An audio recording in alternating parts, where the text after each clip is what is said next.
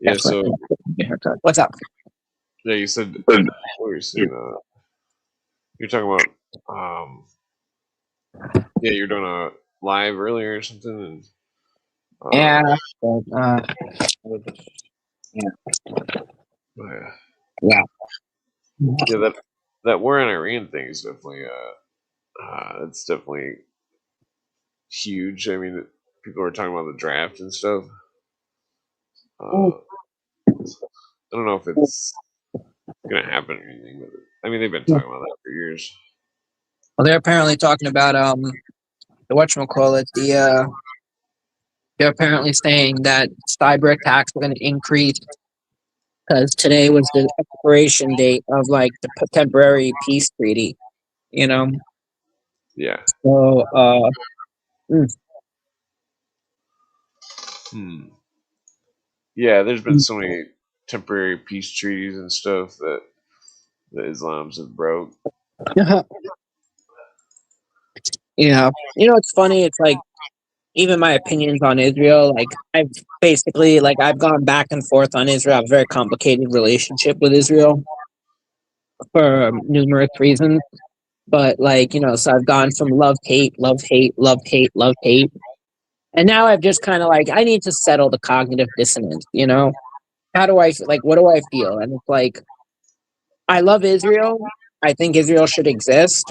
I do have criticisms of the early Zionists and of like the Zionist government. I've basically taken like the ultra Orthodox Jewish stance on it, you know? Because I Yeah. realized like, if Israel wasn't in the news, like nobody would care. Nobody would know anything. Nobody would even give a crap. You know, like I just saw something like in Northern Ireland, the some guy attacked an Israeli film. Some guy attacked an Israeli film crew, a drunk guy, and it's like, you know, what's funny is the loyalists used to be pro-Israel, and the IRA used to be pro-Palestinian, and it's like you guys have nothing better to do. Like if this wasn't on your TV every day, like acting like you can't talk about it and there's nothing, like you guys wouldn't care. There's literally Christians being massacred in freaking in Nigeria. Christians in Pakistan are forcibly abducted and their girls are forced to convert to Islam to marry some 58-year-old dude Oh with yeah. and there's nothing the courts will do about it.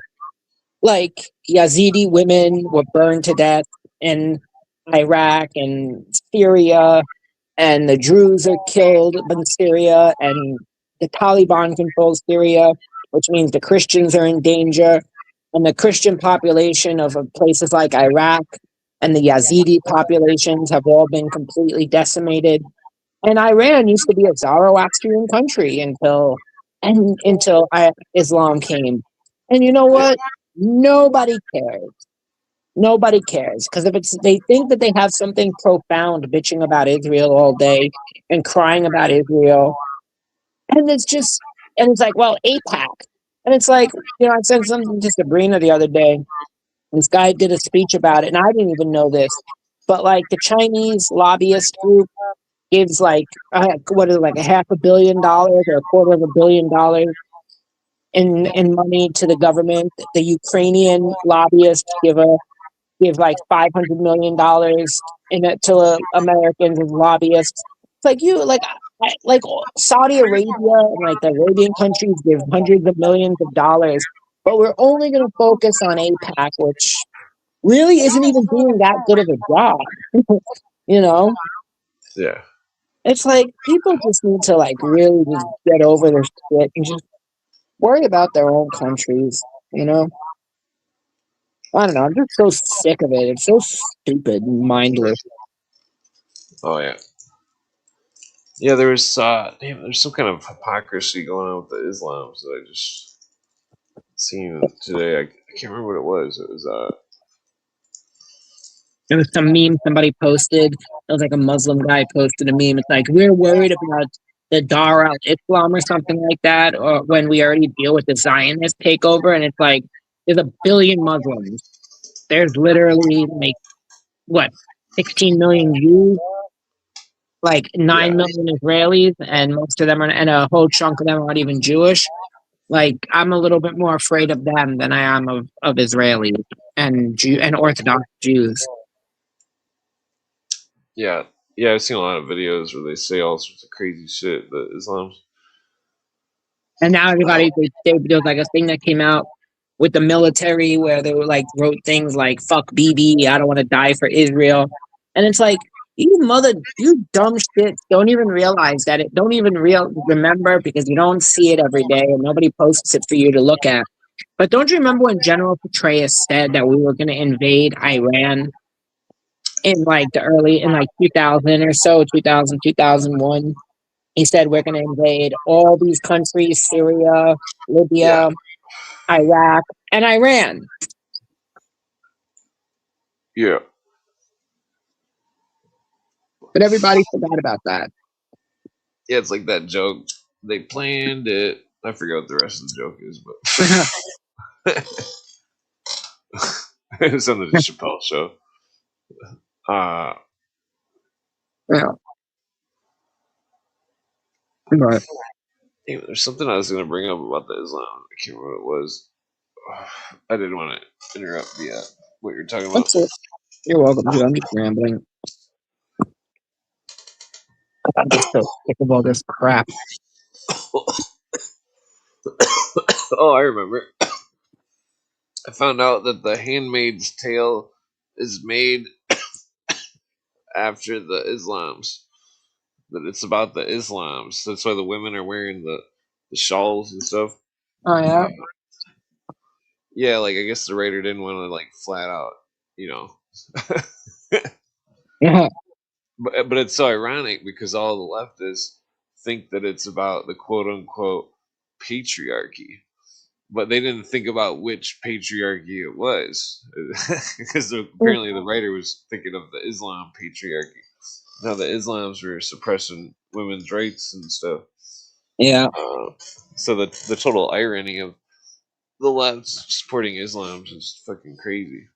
It's like I thought there was, uh, you know, because I mean, it's because that 19th Amendment's in the trending Yeah. repeal of the 19th.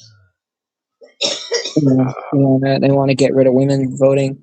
Well, I That mean, well, then that that's El what it is. Zayed dude, or what's his name? Is some kind of dude that's running for office in Michigan or something. Some kind of Yeah. Islam dude. He's meeting either tonight or I don't remember when with some guy that's some kind of Islam criminal or something. Damn, I forget what he was. He's Which some kind of one? like pervert criminal or something. It's like, what the fuck is going on here? I seen it all over Facebook and Twitter, and I can't seem to find it. I know that ISIS was in Dearborn today, and they were like, I wonder if that's going to lead to something. Oh yeah, I guess like something happened. I can't like 6 people got hurt or something. I don't Yeah. know. I don't remember what the headline was. Yeah, because what this is, I guess they're afraid, they brought in ICE to arrest illegals. That can turn wrong quick. That can turn into a mess very quickly. Yeah. You know. Where's my phone? Okay, I know I got it somewhere. Um. Yeah, there was some kind of what the hell was that guy's name? Okay, here it is. Pakistani cleric. What the fuck is his name? Some kind of like Islam. There's a picture of him here. Uh, that dude, he looks Oh, like God. the Islam version of Bo Jiden. Dude looks like he's the ISIS incarnated. Yeah, the dude's some kind of pervert or something. What the fuck is his name? Tariq Masood. Tariq Masood. And Yeah, what he is was he? part of the Islam Brotherhood or something. That's nice. That that he praised Hitler's genocide of the Hebrews. Uh, That's good. yeah, so Michigan's got some fucked up shit going on the east coast of it. Might be time to disown Dearborn and Hamtramck and let it make it its own state. The Dar al Islam, Michigan. It's just fucked up. They need to just deport them all. I mean, hate to be so. No, I mean that's just what needs to be happening. It's like if you know what the thing is though, it's like we don't encourage people to assimilate anymore. Like if you lived in like Europe, they used to say that the biggest threat to Islam in Europe was European society. Is like if your whole family wears burqas in Europe and your daughter is like, I don't want to wear a burqa. Why do I got to wear a burqa? The French girls don't wear burqas. Like that was the threat, and then they just kind of like allowed them to, you know, wear burqas to school. Like, if you want to go to an Islamic school, like a madrasa, that's fine. But like, if you're going sending your kids to public school, like there should be some rules. Like it should be a neutral territory. And they talk about like, oh, we want like halal lunches and stuff.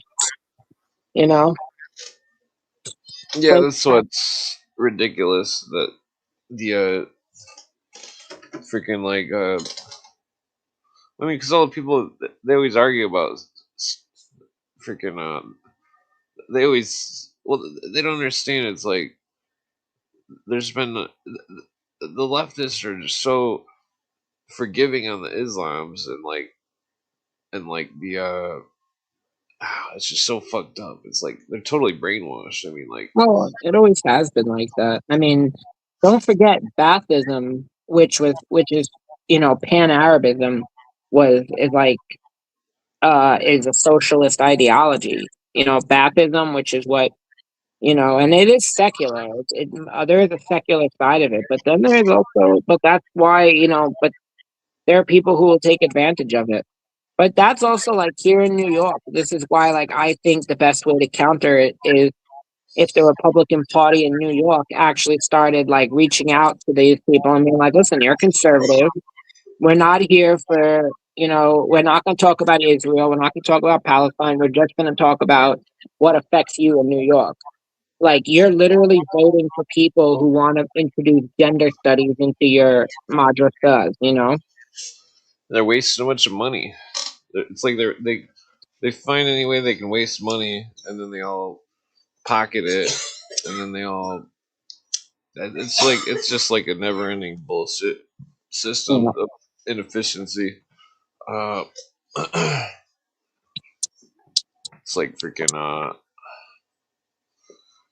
I don't know. It's like it's like take like the roads for example. If you built the roads and you built them good one time and it lasts forever, it may Yeah. cost a lot at first, or it may cost a lot to do it, but it's gonna cost a lot less than redoing the roads every year or so. Like Yeah. they're not using their brains. Yeah.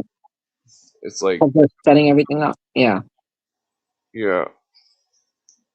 I mean, I think it's plain incompetence. I think that they're getting bribes or something to let all these illegals in, and it's Oh, all yeah. some sort of plan or something that they're doing. Of course.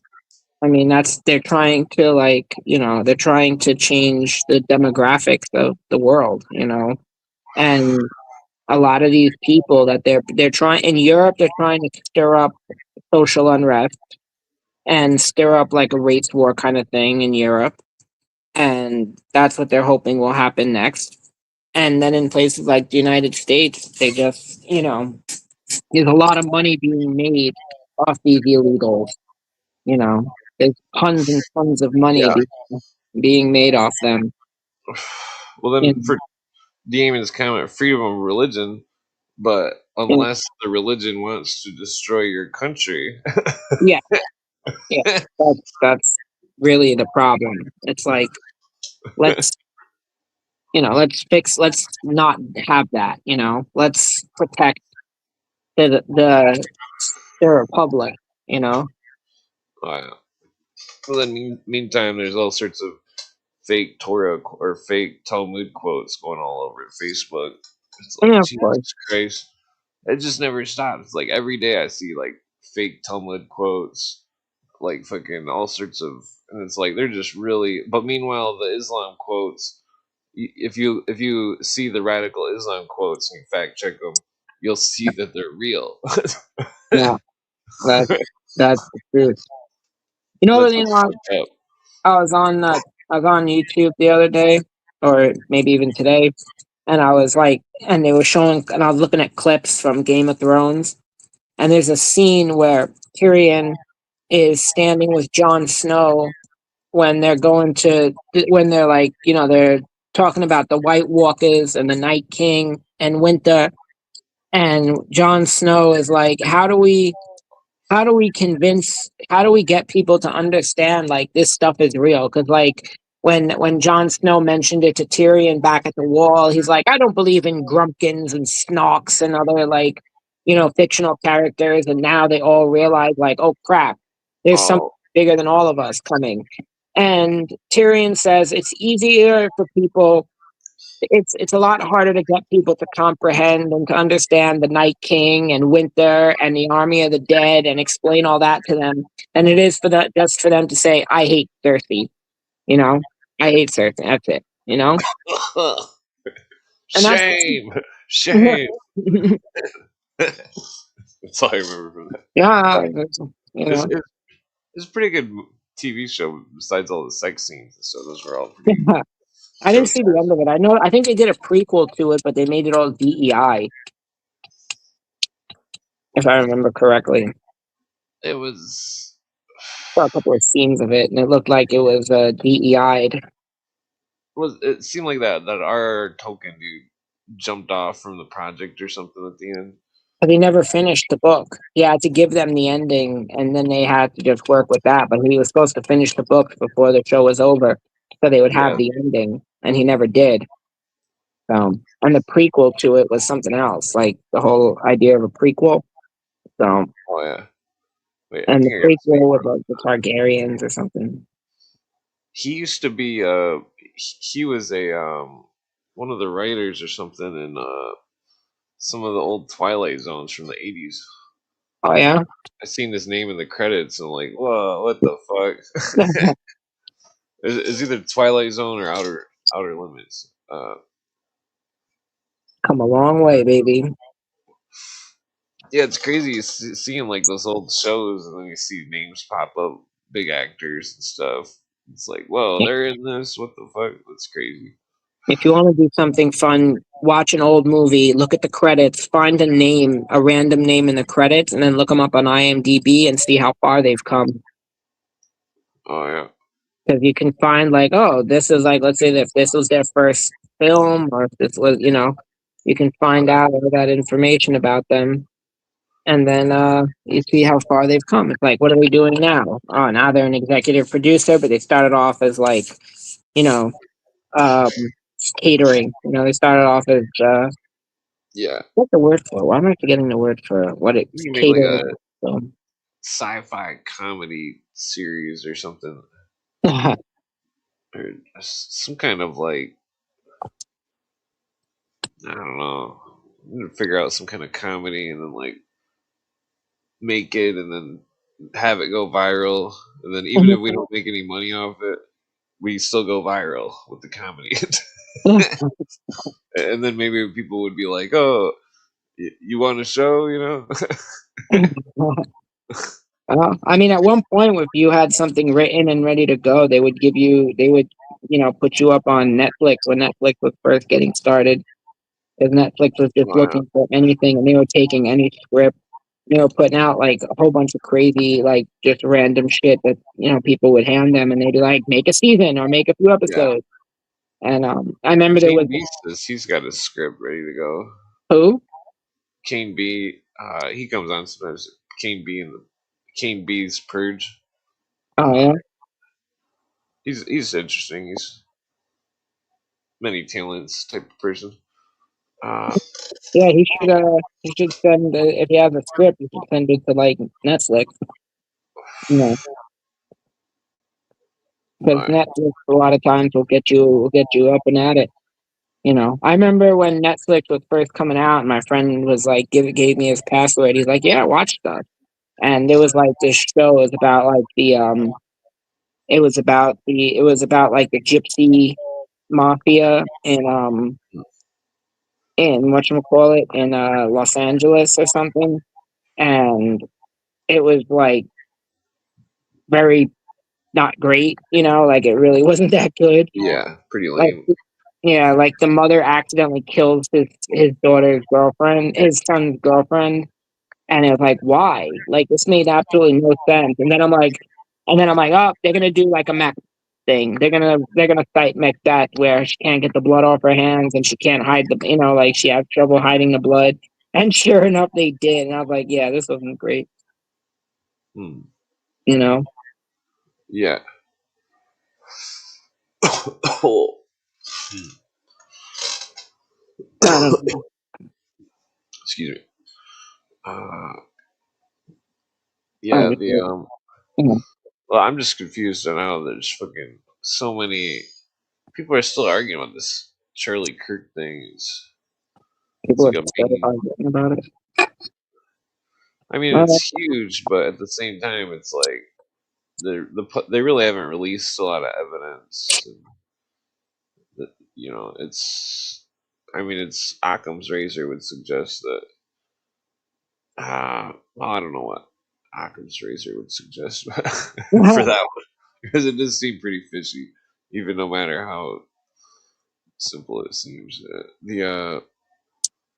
it's all theatrics, in my opinion. Charlie Cook was obviously a real person at some point. I don't know for how long, but it's all theatrics. They're trying to create a new right in this country, and I think they're going to do it off his back. You know, that's what I think they're doing now. And now they're talking about J.D. Vance is going to run for president in 29 or whatever it is, and it's like, oh god. So it's going to be like AOC and maybe if Bernie Sanders is still alive, Bernie Sanders or something. And I versus don't think the New World Order would ever let Bernie Sanders in. why they'll I let him mean, in. He's nothing special. definitely a communist, but like he's not the type of communist that they want. I don't think. You know what I No, mean? Like, he's perfect. He sells himself out. He's a slogan bearing, useless communist who takes the money when he's offered it, and he does what he's supposed to do. yeah. Trust me, he don't fly. Everyone knows he doesn't fly in coach. Oh So yeah. he's a perfect candidate. But AOC, I think, is who they're gonna run. I think they're gonna run. But I don't know. I kind of wonder like if they're gonna make a big surprise at the midterms and it's suddenly gonna be like a huge right wing like winning streak across everything. And then they're gonna introduce uh the whole like they're gonna like start clamping down, which is kind of what I'm wondering like here in New York. Like they're already starting to hint that like Hochul is not doing too well, and I think if Blakeman wins, he's gonna go all out on we have to like helping ICE and arresting criminals, and he's gonna like it's gonna transform and from a free for all state to like the next extreme, which is a police state. And I think that's the direction they're going in right now. Jesus. So I have a feeling that's what they're trying. I have a feeling that's the next. That's why, like, if he wins, I think he's gonna he's gonna stir up all the left wing violence again because he's gonna say, okay, all New York's police departments have to collaborate with the ICE, and we are okay with, but they're not going to do it where, ICE it sits outside of prisons and jails and waits for illegals who get arrested to be handed off. They're just going to keep doing the street sweep thing, Mhm. which is going to make things bad because that's why you're getting all this violence in a lot of the swing cities. If they just allowed ICE to work from the prisons, then this kind of stuff would be fewer and far between, you know. But I think, Oh yeah, like pick them up when they get out. yeah, yeah, That's crazy that they don't. no, they won't do it. They're not allowed. New York is not allowed. Just recently, there was a big ICE raid out in Queens, and the NYPD, they were bitching at the NYPD because the NYPD was like blocking the streets off, and they're like, NYPD shouldn't be collaborating with ICE. It's like, no, they're doing crowd control, you idiot. You know, Yeah. like these left Yeah, wingers. technically the jails are so full they should be just calling ICE whenever they pick up an illegal. No, they don't want to do it. They want to make sure that these people, that the ICE, they want to have the ICE in the street because then it creates more of like it. It Fear. it's more it's more um. What's the word I'm looking for? It makes things look worse. It's a lot more psychological. You know, like, look, this is ICE working, and then it's like, oh my God, look at ICE being evil and arresting people. It ups the chances of violence, which is what they want. Like, Oh yes, yeah. you know, It's like South Park kind of predicted this in a weird way with the Goo Bags episode. sure, Like South Park was they were in Colorado. They were complaining about like immigrants in Colorado. They make the Goo Bags like some kind of for people that don't know in the audience. They were like people from the future that were immigrants going to yeah, Colorado. yeah, I remember. I remember that was really funny, Yeah, but they were right. They were totally right. yeah, it's bizarre. But now, mm, They took our jobs. yeah. That- from that TV show. Uh,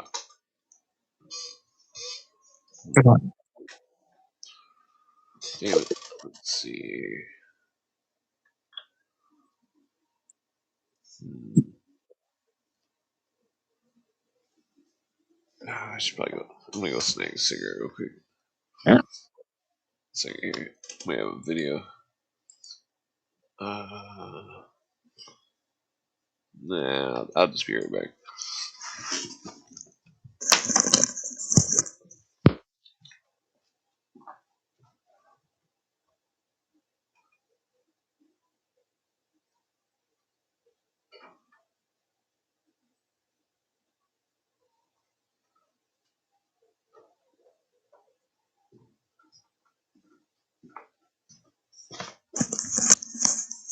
Okay. Excuse me. Yes, they're pushing the Arab shit hard with those fucking Islams. Yeah. Uh, hmm. What else do we got? Yeah, there's like not a lot of news going on here. Some lady named Hayden Panettiere died. Who? Uh, Oh, yeah, yeah. And she probably died of like the COVID vaccine.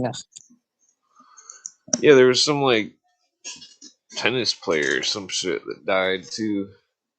Like last week, like a 18-year-old tennis player, 19-year-old I think. Yeah, there's been like a slew of random deaths lately. I don't know. I was wondering if a new vaccine came out. Yeah, it's definitely makes me keep smoking tobacco. Because the virus can't survive in the bloodstream with tobacco. Well, nicotine. Yeah, eat a lot of eggplant. Also, eggplant has a lot of nicotine. Huh. So, yeah, anything That's like weird. nicotine is very good for you. Actually, Yeah, eggplant's pretty good fried up. I love eggplant.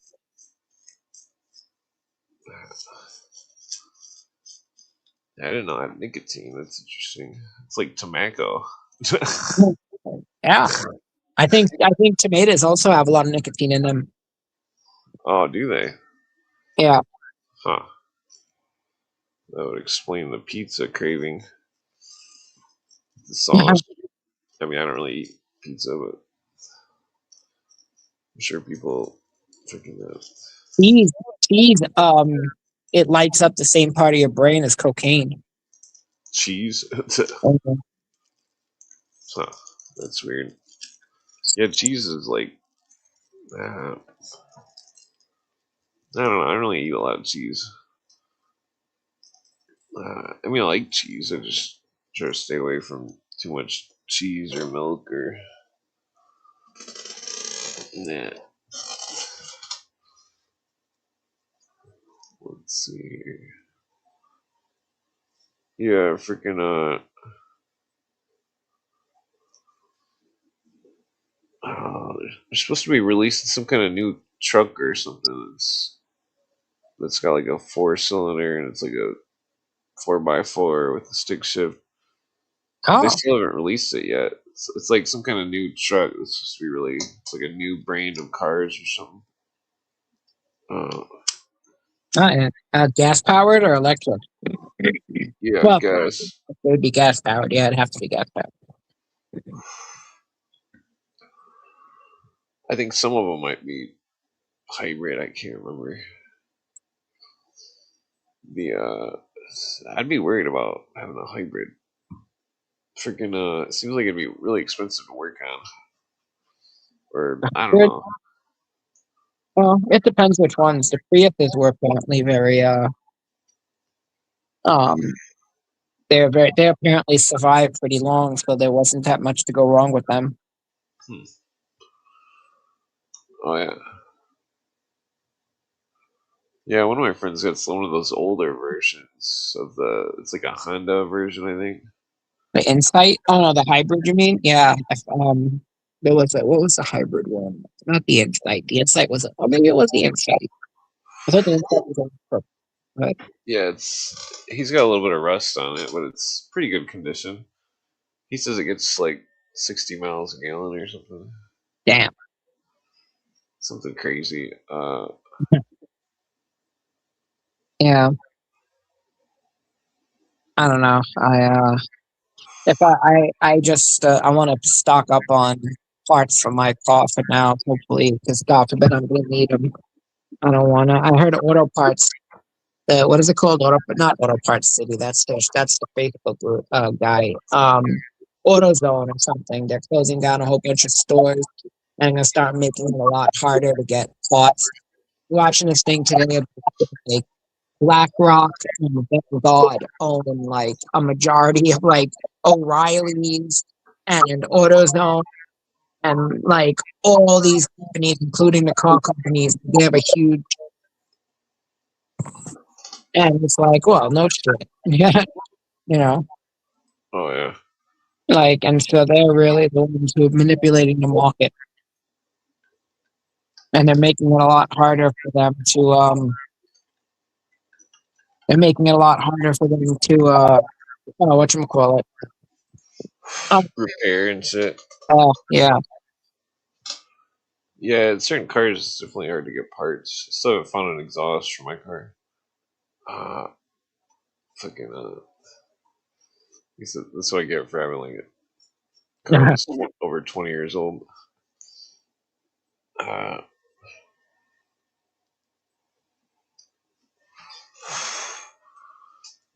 yeah, freaking I still think like what was it? This Crown Vics were always nice. This drive nice. They're, but I don't know. I like These the days, phone too. They used to make these trucks. They're called the Scout. They had like a 4 cylinder. It was a little truck. International, What's that? the International Scout. Yeah, yeah. Yeah, I think that's what that one company is trying to like emulate a little bit. It's called like AVO or something. That I forget what it's called, but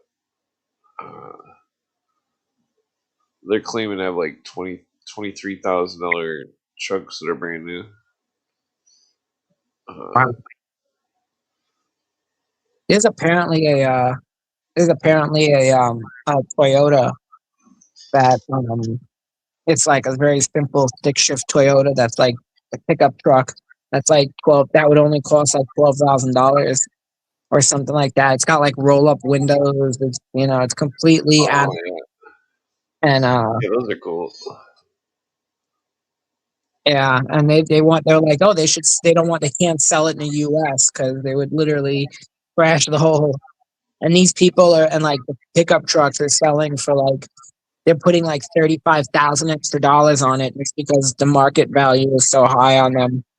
But I wouldn't. I do think like if I had my way, I would buy a bunch of older cars like from the 90s and the 2000s, get them all nice and fixed up, make them perfect again, and resell them.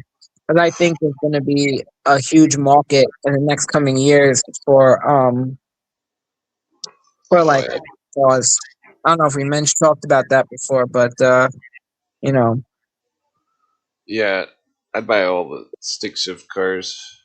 hmm There's some like early '90s Audis out there that are gonna be worth some money someday. yeah, I'm yeah. Well, they need, not like a big Audi fan, but those are definitely gonna be worth money because they're so well, rare. you need to get cars that are easy to work on, like Japanese cars. Like you need like the stuff from like the 90s, the 2000s, the stuff that's easy. Like I don't know how easy Audis are to work on because Audis, a lot of the German cars are pains in the asses. You know. Oh yeah, uh, whoa, cheer. Freaking BMW makes some nice early '90s cars. Yeah. Those 3 liters are good engines. Mhm. 3.3s are good too, but those are pretty rare. Well, the thing is like BMWs are hard to work on, or I don't know. I'm pretty sure they're hard to work on. You know. Yeah, well, I mean, it's my friend had one. He kind of liked it. It was uh, the his only beef was the changing the last part spark plug. It's really Mhm. difficult to change the last spark plug. I thought my Lincoln was really easy to work on. I Mhm. had a 1990 Lincoln. It Yeah. was like it's all I ever did to it was change the spark plugs and the alternator, and it seemed like it ran pretty good always. I mean, eventually the exhaust got fucked up, but Yeah. I don't know. I want if I want my I would want my Russian car, but I don't think you can get it because I don't know how much longer this society's gonna survive. You know, oh yeah, but I would love to be able to import. Well, that's I'm talking to my guy about it today, and I'm like, I don't think there's any Messiah coming to New York to save us, but if there was, like that's why I don't want. It's so hard for me to leave here, but like it like if it does happen, things happen to like the whole world changes for the better. I mean, I would love to. I would love to like import something stupid. Mhm. yeah, So yeah. I seen one of those Russian cars put on like a BMW platform and had like a. I think they kept the BMW V12 in it or something. Yeah. Maybe it was like one of the BMW V8s, but it was pretty cool. They like pimped it out. They didn't really change much. They just had like a little bit wider wheelbase or something. Mhm.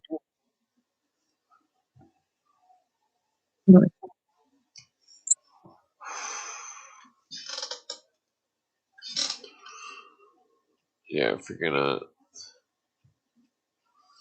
yeah, the electric car industry is definitely gonna be. It seems like it's just gonna be a backfire. Yeah, it's fizzling out. People are going back. They want gas and hybrids, you know. But that's because nobody really wants these nasty electric cars. They're too expensive. I mean, even Tesla. But I think that's another crash that's going to happen. Is like the AI. The AI is going to happen sooner or later, and the electric car market is going to crash. You know. Yeah. Oops. I mean, we Yeah. have whole AI thing. You know. Like the whole AI thing. It's like basically all the companies are just shoving money into each other just to like prop up their stock values, Oh yeah. and that's the only thing keeping the AI market afloat. And once they stop doing it, well, that's going to be the end. Yeah. Yeah, because they gave Tesla a huge grant, 2020 or something. Yeah, Uh, yeah, freaking. No, I'm so burned out already. okay. Yeah, those old Bentleys are going pretty cheap. Yeah, they're hard to work on. I mean, depending on the year, if you got like a early '90s one, they just got like a overboard Chevy or underboard 454 in it. Yeah, Uh, but they're probably ultra gas hogs. I don't think young people are going to be wanting to buy those types of cars. Uh, and yeah, like freaking as soon as I remember when what was it, Gran Turismo 3 came out, it's like, man, we should all be collecting fucking Supras. They were going for like 5 grand at the time. oh yeah, that's true.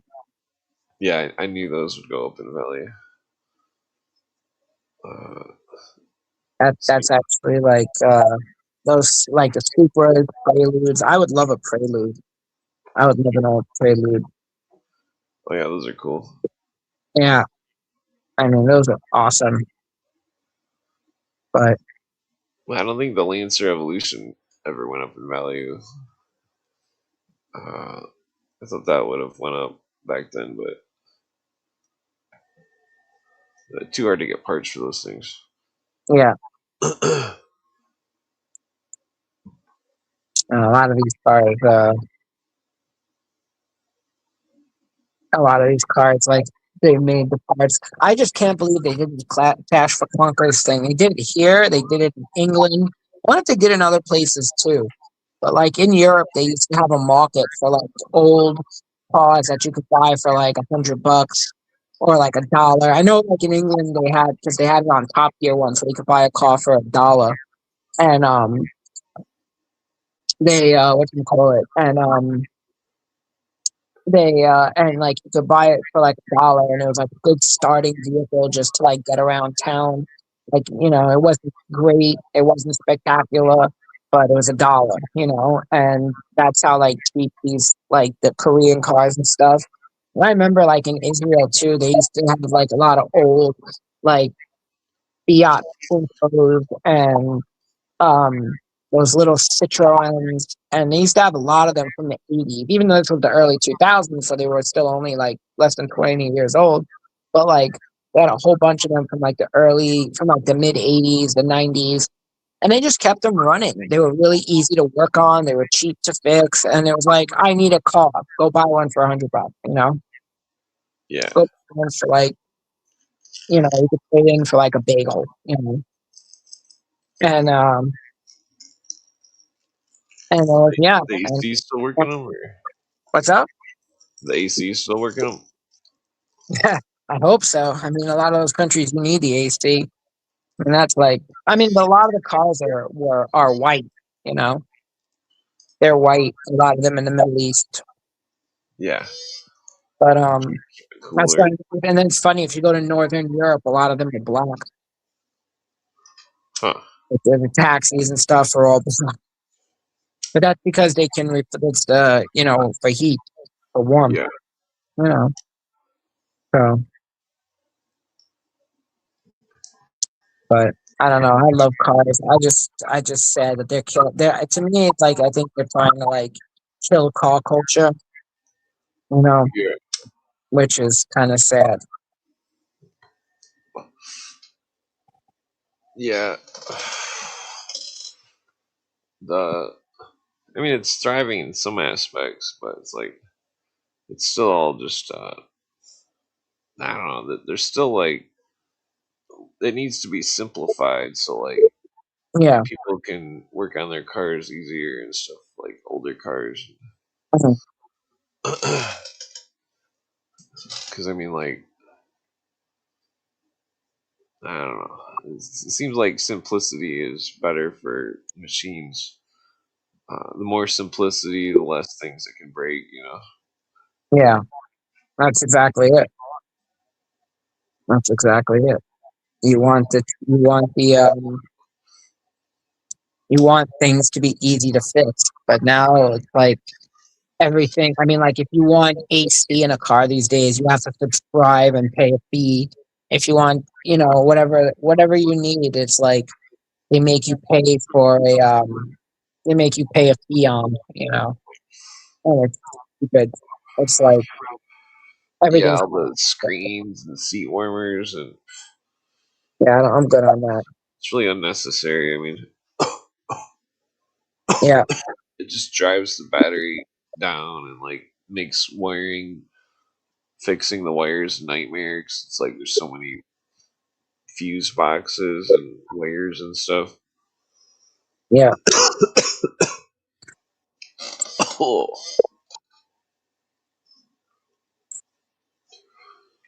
yeah, freaking it's like each car always has its own kind of like problems or something. Like, mhm. I mean, some of them though, it's like some cars are just gas hogs. Usually, gas hogs don't really have problems, but then they cost a fortune in gas. Yeah, yeah. The whole that's the funny thing is like I like the new Cadillac Escalade. Like I really they use them as like black taxis here, like black cabs here. But but Oh yeah, yeah, uh, yeah. They basically made it so it's like people I know in their 30s, they don't even have licenses and stuff. It's yeah, like they don't even drive, and it's like the, it seems weird. It's like why wouldn't you want a license? I mean, yeah, it seems weird. They're like afraid to drive. Like yeah, it's like what are you kidding me? You've never played a video game. You've never driven a car in a video game. Like it's the same shit.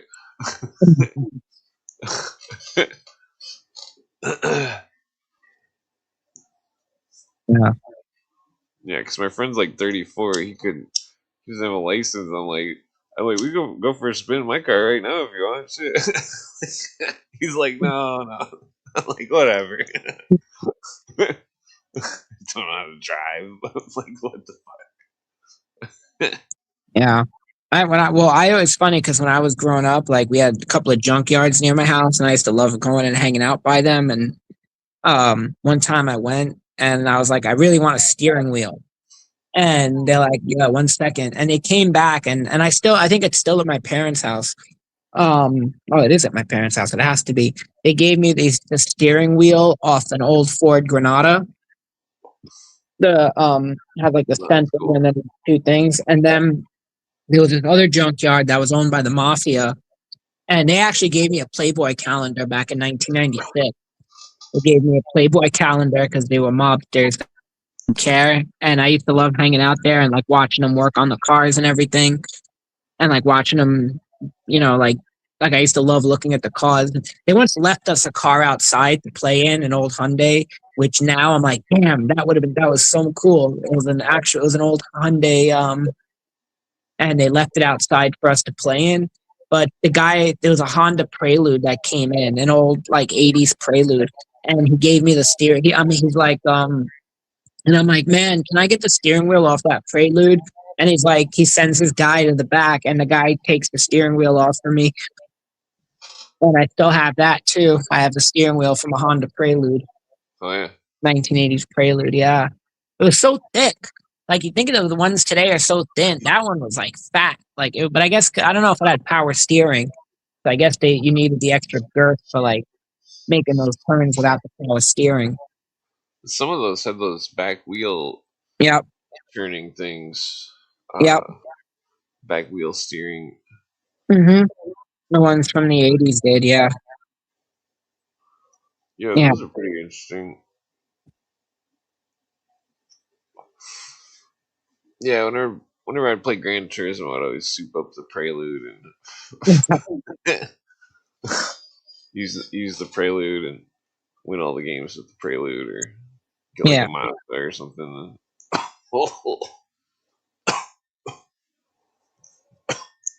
Or not, I think I'd always go for like an A4 Audi and soup that up in the game. Those were always pretty quick once they were souped up. For Audi. Yeah, it's just like a tiny car. I mean, technically, the smaller the car, the better. If you could like jam a Corvette engine into a Volkswagen Jetta, or like one of those Volkswagen Passats, those things would probably fly. It's like good weight balance.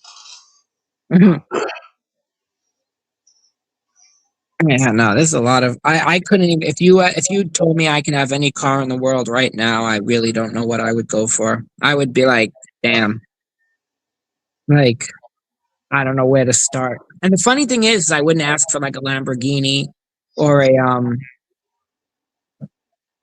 I wouldn't ask for a Lamborghini or like a Ferrari. I mean probably the nicest thing I would ask for is maybe like a Porsche 928. I like those. Oh, those are nice. Yeah, but Yeah, I some of would, those Porsches are nice. I forgot about what's those '80s ones, the Carrera or whatever. yeah.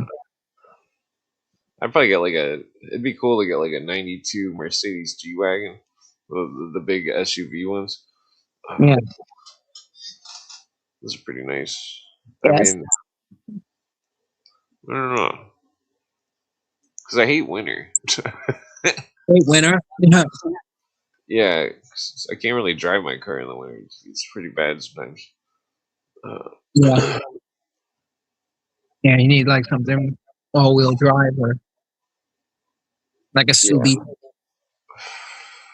you know. but no, I just drive my old lady's SUV in Mm. the winter, but I don't really drive very much unless I go to work or something. I Freaking don't know. I wouldn't. I don't know what yeah. I would get.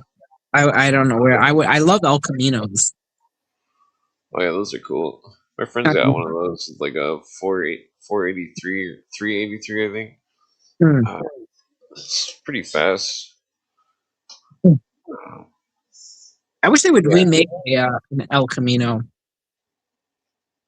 I wish they would like do like make their like a new one, like a modern one, base it off Oh like yeah, the that'd be Charger. nice. Yeah, I don't remember if Dodge had one. No, no, but like I understand, but like it would be like that's like the perfect like body type to work with, you know? Have you seen the Chevy SS? It looks like an Impala, but it's rear wheel drive. The older one? No, no, it's like they still make them. It's like $50,000 car. Mm, It's like a Corvette engine, stick shift, rear wheel drive. It's like the perfect sleeper car for modern times. Like if I had money, I'd totally get one. Fucking, it's got like a 6-speed transmission and like I mhm. mean it hauls. But like if they made that in an El Camino version, that'd be pretty sick. That would be kind of sick. You wouldn't be able to keep it on the ground. Yeah. Yeah, they don't make they should make like some pretty cool stuff like that again. They should like rebuild like the El Camino. Like when they brought back the Charger. I mean the Malibu they brought back is that funny looking car that they from years ago. But they should bring back those like muscle cars, you know?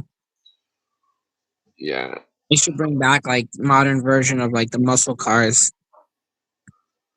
yeah, like make it'd be interesting. Like make the 'cause there was it's like the muscle car era started with people. I mean, people argue about which car it started with, but like some people argue about like the Pontiac Tempest because it had Yeah. the traction. But like then the what was it? I don't remember which one was. I think the Tempest you could get the same engine that was in the GTO, but like I mean, there was already like you could get a Thunderbird that was like a 1961 with a huge engine, but like I mean 1963 I would say is the year it started with the but like the I don't know, they need to make more rear wheel drive cars. Yeah. They need to like simplify everything, get the weight reduction down, have like the lightest cars possible, but like have make the crash standards like way up, like Mhm. make some kind of new like some kind of new subframe or something that's like uh has like giant rubber things or something to I don't know keep it like I don't know. There's it's like this one guy took a 4-cylinder Honda motor and he Mhm. overboarded a bunch, and I don't remember what cubic inch it was. It was like 280 or something, and like basically he got a 4-cylinder to make 400 horsepower with Mhm. like with no turbo, no supercharger, like freaking I mean that you wouldn't really want that for every car, but like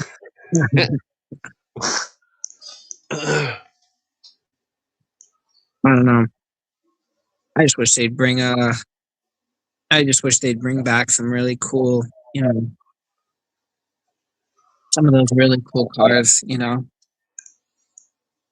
Like uh, they don't make this they don't make them as cool as they used to. That's all I can say at this point. They just don't make them that fun anymore. I don't know. Like I like the new Honda Pilot. I do like it, but I wouldn't buy one because it's way too technological. I would if I'm gonna get if I would get a Honda Pilot, I get one of like the early 2000s Honda Pilots. You know, I get one of those. yeah, it's better get the 4x4 ones than the all-wheel drive because the all-wheel drive you got to get the bearings done all the time and like it's a lot more maintenance. Yeah. Yeah. My friend just bought an old Avalon in whatchamacallit in Florida. He bought it as like a perfect condition, 140,000 mile Toyota Avalon. I was like, damn, dude. That's cool. Nah, yeah, freaking. I know this one dude. He like he had like $1 million when he was young. His Mhm. long story, but he sued somebody because his sister died or something. But like he blew all the money, and now he's broke, and he's working on like a 1969 Camaro or something. It's like I don't know. He could have just bought a Camaro back then. Yeah. That's what I don't get. It's like he had the money to buy the Camaro, like 1969 Camaro. He could have bought like one of the really nice ones too. But like, it's weird how people that they finally make it in life. They don't buy the thing that they wanted all their life or something. You know what I mean? Yeah. Uh, like freaking.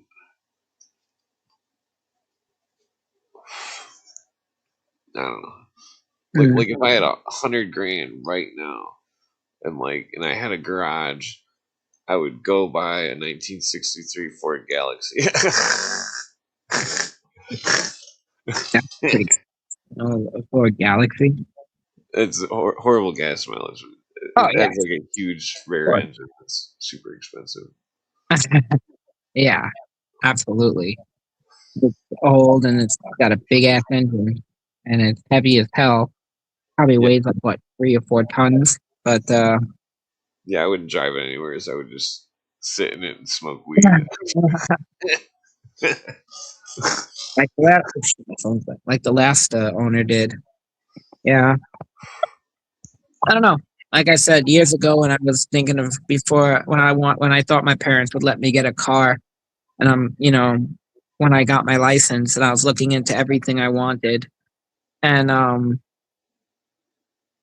remember that I was looking at like the price, like the Dodge Spirit or the Chrysler New Yorker, which was like, like I was looking at those, and I was like, man, they're so cool. They had the what is it, the K body? I think they're called. The shape of it, it's like called like a K body. It was like the dominant Chrysler engine, a dominant Chrysler body from like all through like the 80s, and Yeah, into the police cart. well, it's a small car. It's like a small boxy shape, and I think it Yeah, was four like door body. Yeah, New yeah. Yorker.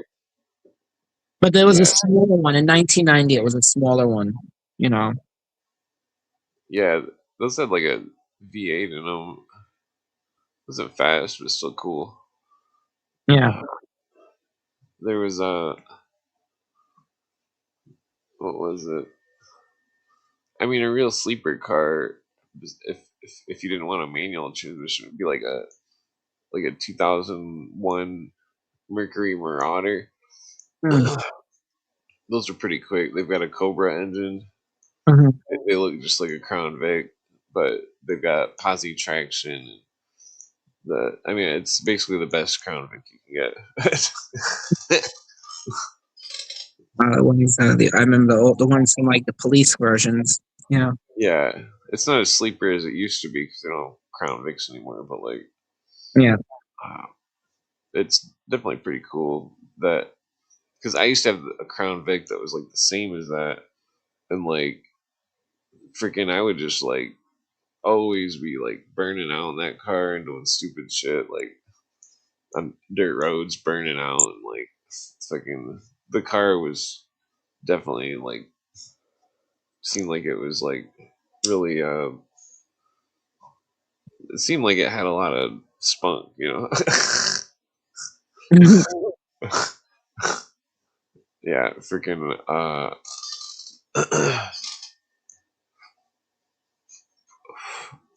Yeah. yeah, it didn't have a lot of problems. Drove pretty good. Like I don't know.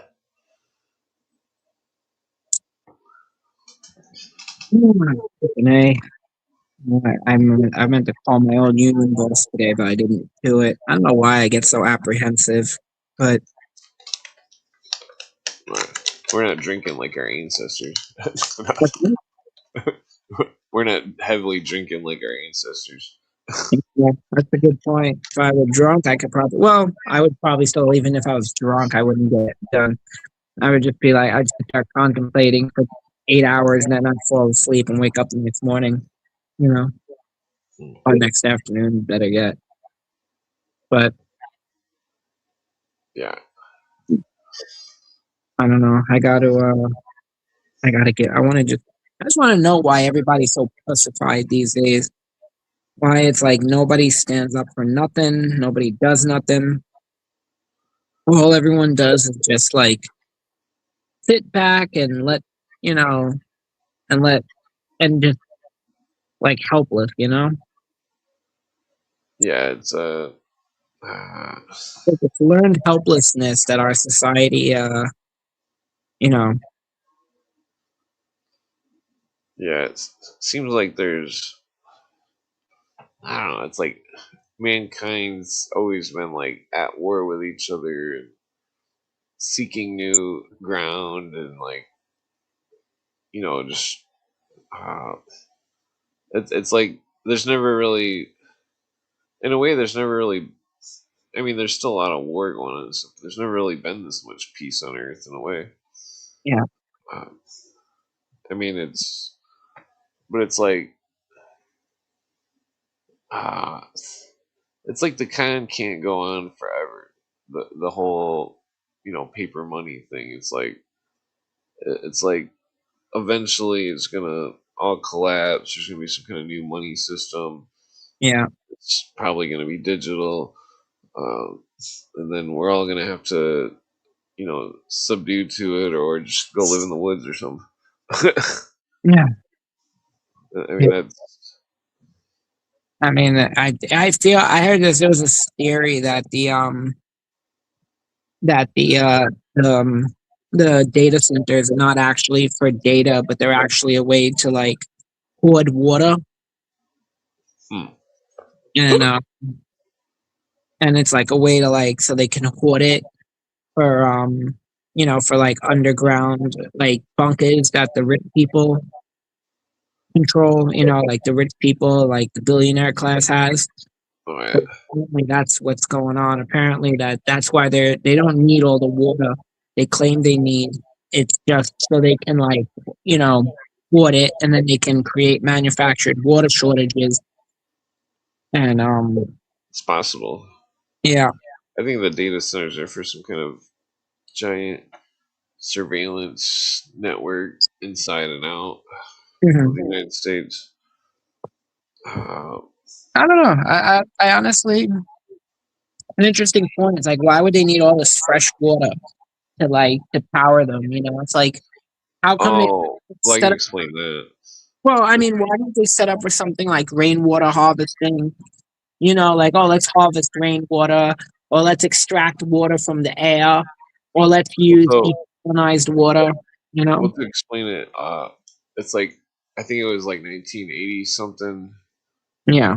that there was I forgot how it happened exactly, but like somebody dumped some kind of radioactive stuff or something in a river in the 80s or 70s, or how was it, or no, they were like remaking, what was it, I forget how it went. They were remaking something and somehow in the 80s it got turned into a computer part, and then there's computers made or something in the 80s that I don't remember which brand it was or whatever, but it was like that they noticed that the computers kept somehow failing digitally, like where the zeros and ones weren't going correctly, and that they eventually figured out that somehow there was like radioactive miniature particles that were like in the motherboard or something, and that it was like disrupting the binary code,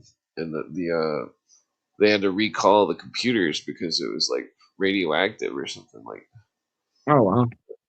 yeah, like the but like if the water had like a tiny radioactive electron or particle or some shit, and then Yeah. it went into the AI computer, it would like permanently damage it. Basically, it would disrupt the flow of the ones and zeros. Well, Uh, it's pretty interesting, but like it seems like they should have teams of people thinking, not fucking robots and shit. I mean, I don't know. It's like they're not hiring enough people to think, and like they're trusting all these college educated idiots to do all their thinking for them. And no, I don't think. I think that. Well, I think that's the problem. Is that AI is gonna crap the bed, and it's not gonna work out the way that they hoped it would. And I think that's the problem. Is like Gen Alpha and Gen Z are completely useless and are barely literate. So there's only going to be a small amount of people who are actually capable of doing any kind of technical work. And yeah, it reminds me of like 1,000 episodes of Outer Limits. say it again. There's a bunch of '80s Outer Limits and Yeah. uh, Twilight Zone, all about like people losing contact with reading and stuff. And like there was an episode where like people were they had like an implant. They were able to just look everything up with the implant, and this dude's like he wasn't susceptible to having the implant, and Mhm. so he was like outcasted in a way, and he's like, "Oh, I'm so stupid," and he read all these books and stuff, and then he finds out that the implant starts glitching, and that he's like the only person that can save them because he knows where to find the some kind of code to like stop the implant. Um, like concepts like that though, where it's like people it's like we may be illiterate to the emoji language and all the new words and stuff, but like uh, someday there may come a time when people need some kind of old brain power, Yeah. They're I gonna don't they're gonna need something. They're gonna need it sooner rather than later because they can't. They can't. This is unsustainable. The way I speak to my friend who's a teacher, and like she tells me, she's like, these kids are. She's like, it's bad. And I watch a lot of like the commentary on not just like education, but also on like just the post internet generation commentary. This guy Casey Simpson, he's very entertaining and he does a lot of like um he does a lot of stuff about it, and it's crazy. Like I don't know what we're gonna do as a society. Like we have to figure something out. I mean, supposedly the charter school kids are turning out okay, you know, but I don't know because like when I hear like these kids are going to college and they can't read, you know, yeah. like yeah, I don't know. It's a little scary. Yeah, the literacy rates. Yeah, yeah. Uh that's Yeah, the problem. people are. No, it's definitely a sticky situation. I mean, uh, that's for sure. 'Cause you can't make somebody want to be smart. You know what I mean? It's like they have to want to like think on their own. I Mhm. mean, uh, if People, everybody yeah. if everybody just played the Magic card game, they'd all be able to think. This shit's so complex. Fucking stupid card game. People don't do none of that anymore. People really just they don't do anything. They just especially these younger kids, like they have no imaginations, which is scary. like not having an imagination, not playing with toys and stuff like that, playing with toy cars. Like they say now, like because I used to always. I mean, I still have a Hot Wheels collection and everything that I was gonna hand down to kids someday to use as a like it's like an inheritance, but now they're not worth anything as like they used to be. But Oh yeah, because of the availability on eBay. yeah, eBay killed everything. And the problem is like all these like when I was kids, I used to like when I didn't really watch TV in my house, we had one television. Well, one and a half if you count the one in the kitchen and the one in the living room that didn't even have cable attached to it. So all I could do was like I would play with my cars, I'd play with my cars and my soldiers, I'd make up scenarios. Yeah, kids don't do that anymore. Like they don't like the people who are buying toy cars now are like, middle-aged collectors, you know? Yeah, Those are the people who are buying toy cars now. But, you know, yeah, the freaking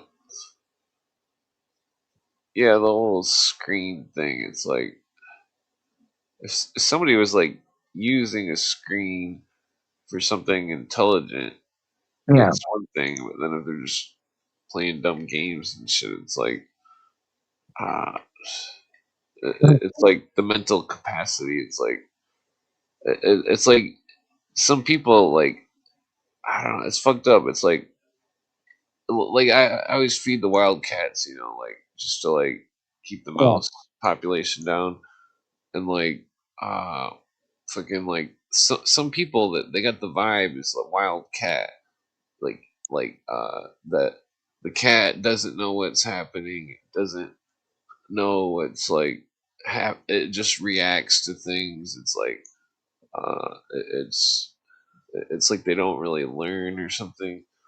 uh it's like uh, Mhm. I don't know. It's just bizarre. It's like yeah, like freaking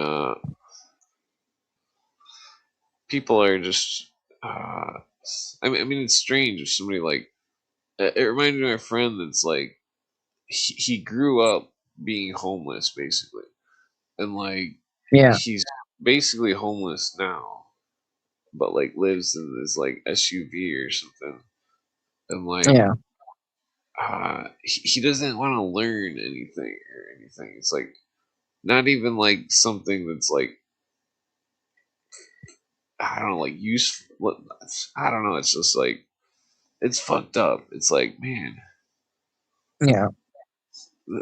if my knee wasn't so fucked up, I'd go work cement. Fucking one of my friends always needs cement workers, and I always Mhm. tell people that I might just go work and do cement. Because nobody else wants to. So it's like whatever. I'm gonna go be a cement person and fucking pour concrete. That would be that wouldn't be bad, you know. Yeah, my friend's got like 20 Corvettes. God damn. Yeah, Fun? like no exaggeration. Wow. Well, I mean, That's a he owns pretty the business, but like, yeah. I mean, he definitely worked a lot and probably deserves it, Yeah, Uh, one time I seen him driving on the road back like 20 something years ago, and I was in Monte Carlo, and I seen him in his Corvette, and I'm like, I go to like try to pass him, and he's just like, it was, it's like some kind of fast special one or something. I don't know. I don't know. Ah, I don't know what I want to do. I was thinking of taking as a traffic cop exam in New York coming up because I still haven't heard anything back from the MTA. And I'm thinking about I'm thinking about what I'd wanna do. You know, if I should just take that exam. You know, Hmm. but I've been meaning to. I gotta. I just like. I don't know. I gotta figure something out. I gotta figure out, and they're trying like a way to get my old job back. But this fucking guy is just tormenting us. But I need to get something in the meantime, and it'd be good to get back on city time, buy back my time and everything. And Hmm. Maybe you could like have you checked on an app in for the garbage man job? hmm? Try What? try putting an app in and then just try to meet with whoever's hiring and be like, can I just have my old wages back? No, Like, we need Mom Donnie to send the rule change up to Albany. And he doesn't, he's literally like a petulant, pissant child. Like if he doesn't want to talk about something, he just ignores you, you know? And he literally, he's like literally such a useless mom's boy. And, and like he's been pleaded with, you know, he's been asked by my union boss, by everybody, just send the rule change to Albany. And he just doesn't answer. He just ignores, just pretends he doesn't know. And I just want to ask my union boss, like, why do you allow this to be? Like, this is a guy who's never worked a day in his life, you know, never had to work, never had to lift you know, he never had to get out of bed unless his mom told him to. You ask him for one thing and he can't do it. Like you can, like he can, like he just. What are you so scared of? Like that's what I don't understand. Like why are these? What is everyone so scared of with this guy? Like he's a communist. His communists are cutthroats. Uh, yeah, but it doesn't matter if these guys, if sanitation, the cops, fire, if they stop going to work tomorrow, like he would be completely shit out of luck. They could literally end his career tomorrow if they wanted to.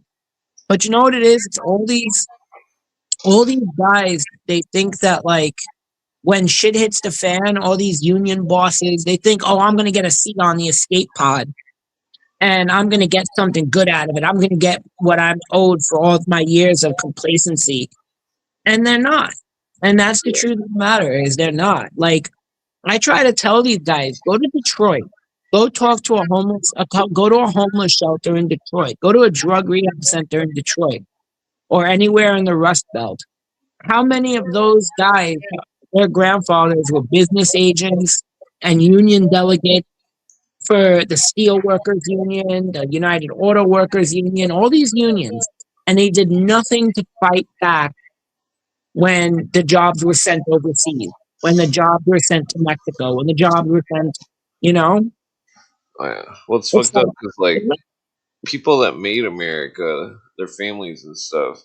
Like I know somebody that's their family made Detroit, and yeah, like that they're not uh, all the people that are, it's like America's like suppressed peoples that have been detrimental to the country itself in a way. It's like somehow everybody's just been pushed under the rug by internationalists who are just profiteers, like yeah. it's like I mean, all they do is buy, sell. Everything's got a price tag. Everything they do is based on money and how much money they can get and how much time it takes, and like because of that, they're ruining the world. There's no class going on. There's like classiness. Like there's no thought behind it except for money, and yeah, it's like the big ships all over the world, and like uh, they never, they probably got like minimum maintenance going on with everything. Fucking like everything's just going to shit. Like I don't know. It's like I remember when I was a kid, we lived in this farmhouse from the 1800s, and it had all this it had all this stuff from like the late 1800s and early 1900s, which was like all these like inventions and stuff, and like I don't know how to explain it. It was like weird like metal things, like weird weird hinges on the doors. Like this one door opened Mhm. both ways, and it was like had double hinges or something. But like, like all sorts of what do they call that? Like if you mind your cars and like stuff to mind your house and stuff like barns or like, but like people's houses these days, they're all just normal. How they've all got vinyl siding. They've all got typical shingles. You know, it's all the same garbage. Like nobody's really building anything that's like extravagant or like it's. I mean, there's so many building materials and like I don't know. It'd be cool to build something like super fancy, like marble and fucking cedar and like all sorts of like fancy shit. Fucking throw it all together. Yeah.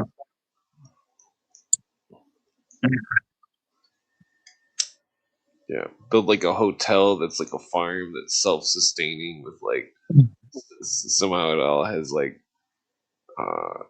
some kind of self-sustaining hotel where it's like big water wheels on a river and all sorts of. Quick, actually. I always felt like what they should do, like in buildings like my buildings, I think I always felt like they should put they should put like on the top of the roof, like they should put gardens. I always thought that would be Oh really yeah, put like a garden on the top of the roof, and that way, like, you can grow your own food. You can grow, like, we can grow stuff that you can share in the building. So I always thought that that would be pretty neat, like yeah, that. But as of my roof, the roof is just covered in rock, covered in like, you know, that's pretty much it. yeah. It's a waste of space. Somebody could like be growing a bunch of food up there or something. Yeah. Meanwhile, in upstate New York, they're using farmland. They're commandeering farmland to build solar farms. It's Yeah, just it seems ridiculous. They could just put the solar panels on the sides of the buildings. they could put yeah, there's a million places they could put them, but they're literally taking prime farmland and putting solar panels on top, and then birds, like birds will look down, and it looks like water to them, and they'll just shoot down thinking they're gonna hit the water, and then they slam into the Oh um yeah, solar damage it. panels. Yeah, those solar panels only last like 6 years or something. That's if you got the good ones. Nah, they're all made in China. Yeah, No. because it's like solar panels. They have a time limit. So do those giant gears and those windmills. It's like it seems to be like the smaller the amount of electricity something collects, the less maintenance it is. So like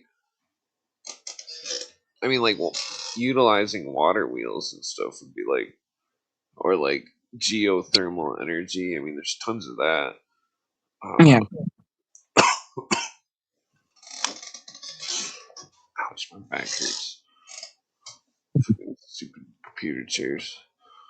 Uh, yeah, like 'cause geothermal energy, like they could literally just take like a volcanic thing and then cap it off with a giant like steam valve with like like have it so it's spinning a turbine or something like fucking generating electricity. You could do that all over the place and then Mhm. just regulate it, have it continuously flowing out and stuff to.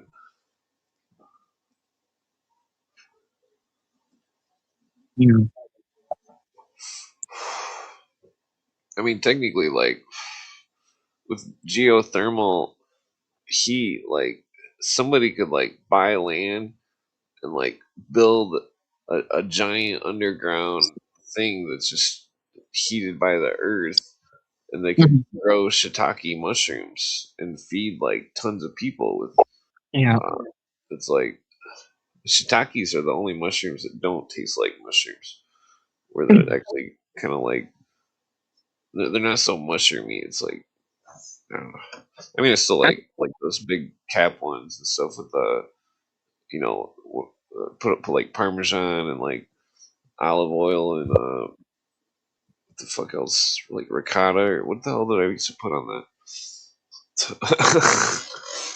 My Yeah, I someone said that I have a good mushroom thing going in my yard, and I think we had chicken of the woods, and that's really easy to grow. I think it's like it grows on the sides of trees, and it's really easy to like use. And I told my friend, I'm like, dude, let's grow microgreens, or like in the basement, grow greens and potatoes, and you can just all you need to grow a pineapple is like the top of a pineapple. You just stuff it in the dirt and it's gonna regrow. yeah. Like, Potatoes are pretty easy. You just like cut them in half and throw them in there. yep, yep. It's really easy, and that's why you can grow potatoes in buckets. So You have like bucket towers stacked up, and then like stuff coming out the sides, and then you just unstack the buckets with the have like the bottoms all chopped out of them. So it's like a big bucket tube of potatoes. Fill it full of sand. Uh, yeah, potatoes like sand for some reason. mm,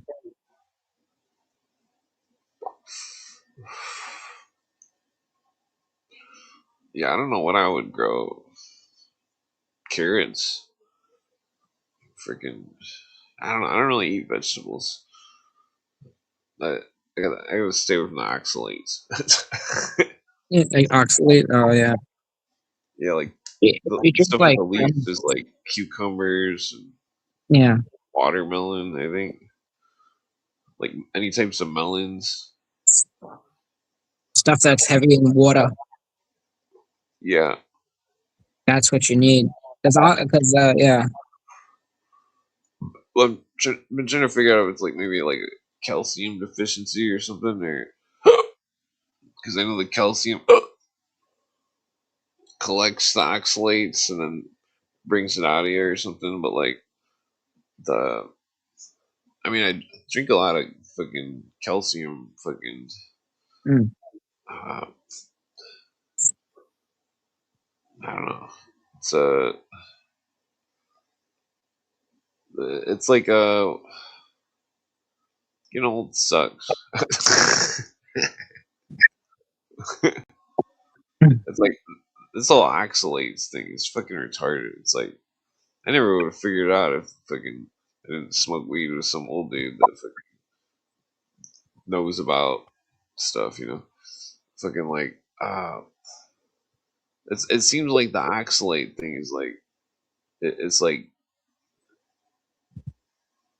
I don't know. It seems like it's a really lesser known thing that's going on with like Yeah. the medical world, like doctors misdiagnosing it and stuff. Mm. Uh,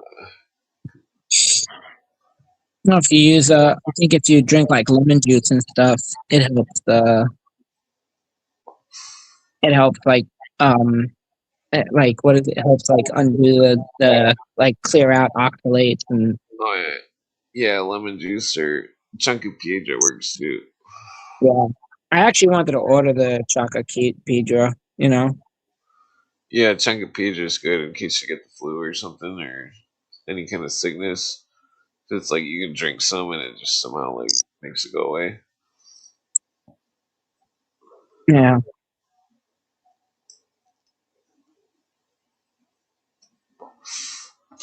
Yeah, it's like all the acidity in it like melts melts your plaque in your bloodstream or something and like melts the viruses. Yeah. Hmm. Yeah, I wanted to start putting together a regimen, but I gotta find some water that's not, you know, that- that's like actually clean. Because I can't drink tap water out here and everything else. I mean, unfortunately, it does come in plastic bottles. So, but Yeah, I You get want to. spring water, just make sure it's doesn't have like sun shining on the bottle or something. Because Yeah. if the bottles get hot, they can the plastic can like leak into the water. Well, that's what's good about New York is most stuff like nothing sits out here. Like we can't keep pallets outside, so everything goes straight from the truck into Target. You know, it doesn't hang out outside for long periods of time, especially in Right. Manhattan. You ever see like big rats and stuff on the street? Oh yeah, there's big rats all over the place. No. In the subways, they'll run around the platforms, and people will be too scared to walk past. And I'm just like, just walk. It's a It'd be goddamn funny to like figure a way to make money off the rats. rat. Like start collecting them and selling them or something. Official New York rat. Yeah, and like put him in what's that put him in call it that casing. Bring it and like put a little authentic made in New York. You know, Yeah. A from rat. I mean, rats are pretty smart. I mean, you could train them technically. they're really intelligent. That's why. Yeah, That's they why only some live like 2 years. people. What's up? I think they only live like 2 years. Yeah, but that's why they. That's why people love them because they supposedly they're really smart at pets as well. They get to know you. You know, they know who Yeah, you are. yeah. Ferrets are cool too, but I'm super allergic to everything. If I wasn't, I'd probably have like everything: ferrets and all sorts of like cool animals. A parrot. Parrots Parrots are are pretty illegal cool. in California. Oh, really? Yeah. Oh, that's weird. Huh. Parrots are cool. I mean, they're you gotta spend a lot of time with them and stuff, but like they're definitely cool. They're really annoying though too. Fucking like, uh,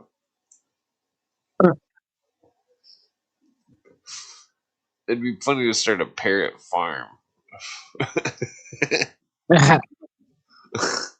And Teach them teach all them English.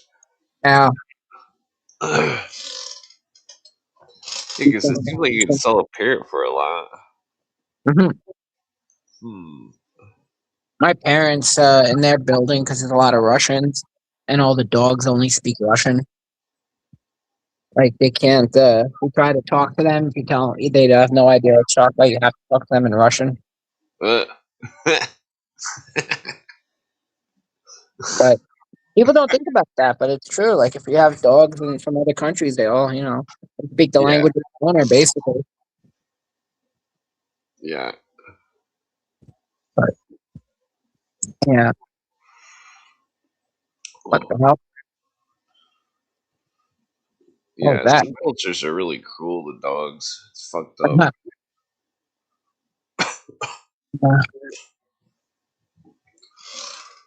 Yeah, freaking that's what I thought was so fucked up about the hood.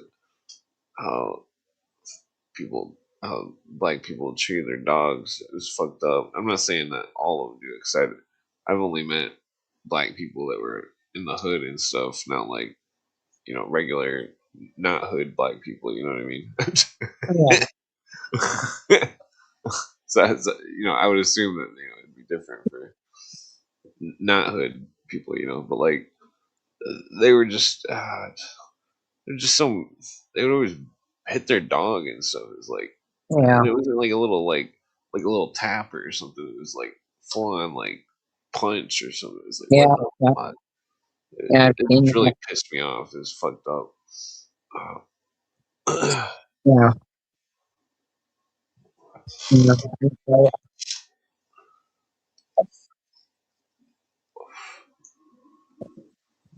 yeah. I've seen that stuff. I've seen that kind of shit too, and that's crazy to me. But Man, dogs are really smart. yeah, yeah. But I'm still mixed on pit bulls because I've met some cool pit bulls, but apparently they lose their minds after a few years, and then they'll turn on you. You have to. Well, it depends on what. What really depends on if they're around other dogs. Yeah. Like if they're not around other dogs, they're usually totally fine. If Mm. it's like the if I don't know, because I've done a lot of. It seems like if they're if you're with them a lot, then they're gonna be cool. But like if you just like have them on a chain or something, like Yeah. it's any dog on a chain would just turn into some kind of beast. But like freaking yeah, like if it's like different. I mean, there's a lot of factors. Like if the dog was fixed, if it wasn't fixed, or like how it was raised and stuff. Like because some dogs are really good. Like my friend's pit bull, like it was like such a good dog. Like it's freaking. My friend was pissed at me once because I was beating at video games or something, and fucking, and the dog was like literally protecting me, and I was like, I mean, it was a bad dog to him, but it was the dog was like getting in the center of it, like I was like, oh, your dog's protecting me. It's like,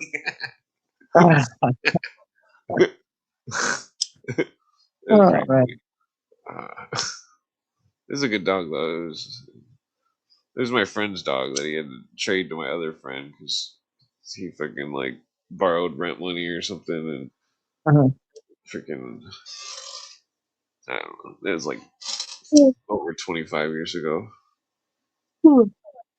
Yeah, but no, I'm gonna probably get going soon. I'm getting kind of tired, and Yeah. We'll take it but easy. yeah, man, you too. And we'll figure out something for next week. We'll sound the I see what the weekend is looking like, and I'll let you know how my week is looking also, and maybe we'll plan out a night if you want to do some live Uh, calling. yeah, yeah, yeah. We can do that. Yeah, we'll talk. We'll talk about it. We'll talk about it, and we'll figure something out. All right. Yeah, just think of a title or something. Okay. Uh, I Yeah. did like no, yeah. I tried to hit up a couple people, but no, yeah. Take it easy. All right. Have a good night. See you soon. Thanks for the invite. Oh yeah. Peace. Peace.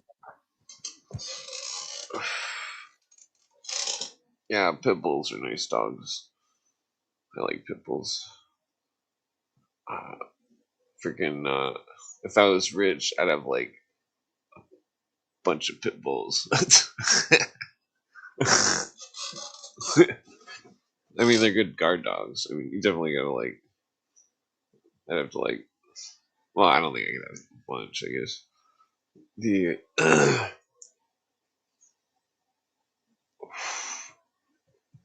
No, yeah.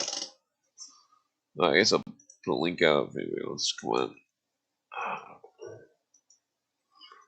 Let's see. Yeah, I couldn't think of any titles. It's I've really been doing research this last couple weeks. Uh, let's see. Yeah, there's another dog that's also got a locking jaw that's got like that's just like a pit bull. It's a good dog. My friend had one of those. Uh, it's a really nice dog. Uh, yeah, I guess this roach is out. Okay, so let's see. I've got some books, but the hmm, okay, so this is interesting. The Better Than Horace book says compared to Horace or the Astro Gnostic Final Judgment on the Revelation of John by Christian Ernst Wunsch, 1783. Horus, blah blah. It's just saying Horus was ancient Egypt, ancient Hebrew. Okay, so I don't know. I'm gonna look up this name real quick, see if it's a lead. Because I was looking at I was thinking about what was I gonna say?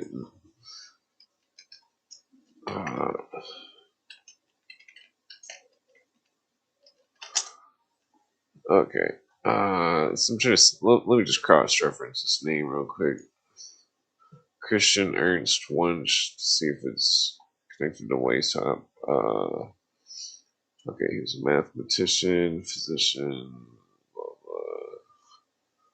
blah.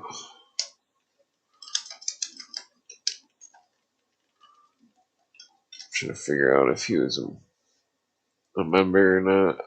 Let's see here. Okay, so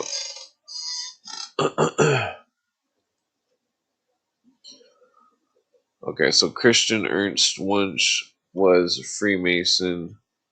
The Lodge of Zum Aufrichtigen Herzen, which is the lodge to the Sincere Heart in Frankfurt in an der Order. After he was appointed professor of mathematics and physics in 1784. Okay, wait, so he wasn't an Illuminist. Was he Grand Orient? Okay, one moment here. Let's see.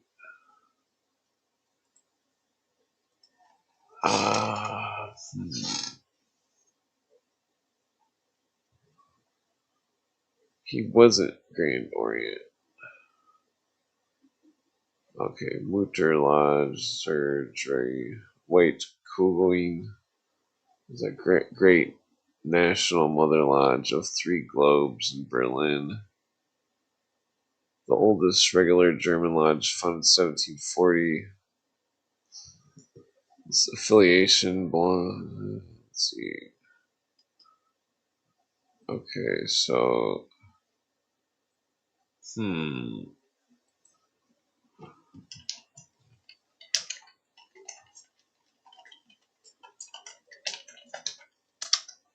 Okay, one second. I think I'm gonna grab a cigarette real quick. No, I wasn't gonna smoke no more.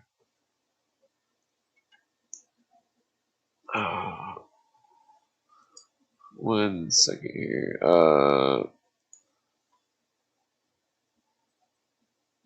Let's see. Okay, well, I guess I'll put this on while I grab a cigarette.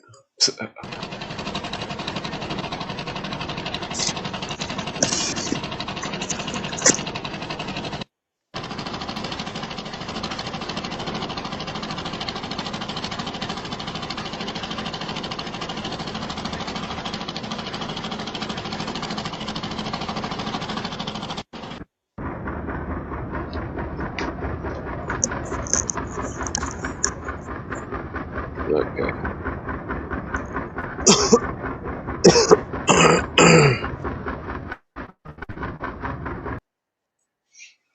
It's like everything I can do to not like go scarf down a bunch of cookies or something.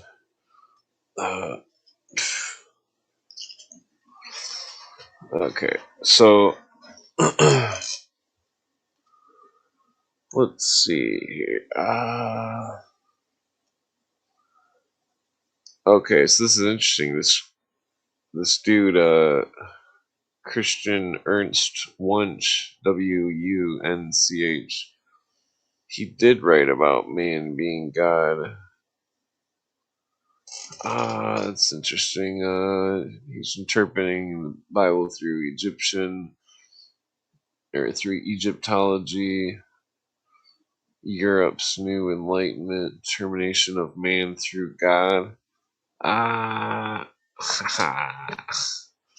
this is a good. Okay, so what the hell is his name?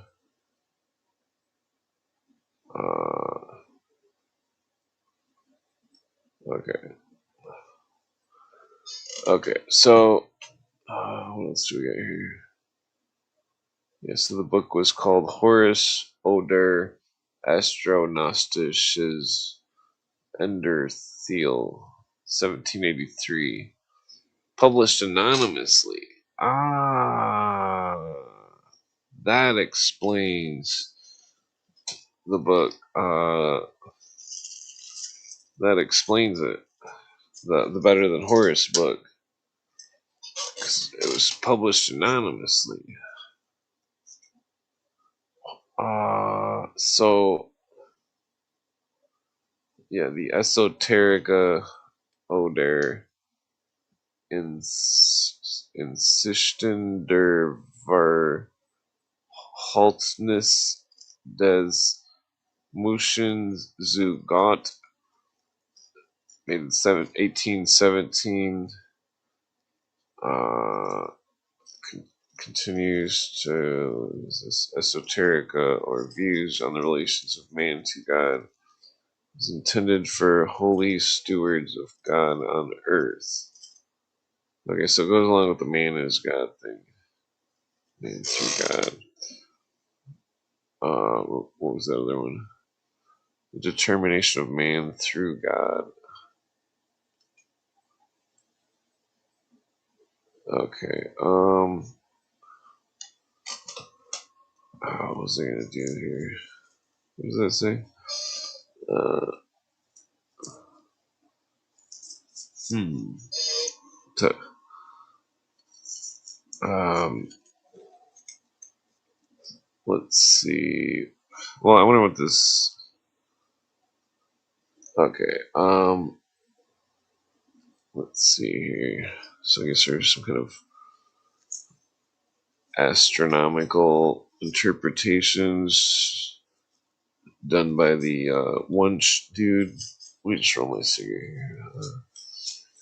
Astrognosy, an observation and interpretation of apparent movements of the stars and heavenly bodies is understood by the blah, blah, blah. Okay, so he had a book, controversial book, 1783, titled Horace, or Horace. Wait, I've already brought up that book. Horace or Astronastic Final Judgment on the revelation of John and the prophecies of the Messiah, as well as on Jesus and his disciples. So it's interesting because it's saying the final judgment, and it's Illuminati, but it's connected to the Book of Revelations.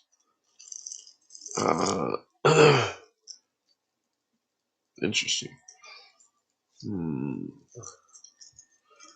Wonder who this one feller.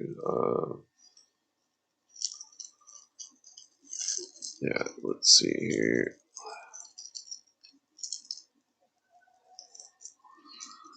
Okay, last cigarette.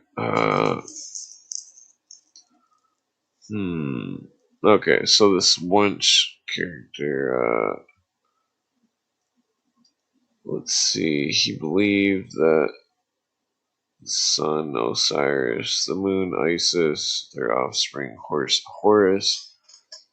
blah blah blah, the cycle of life, transmission of the human.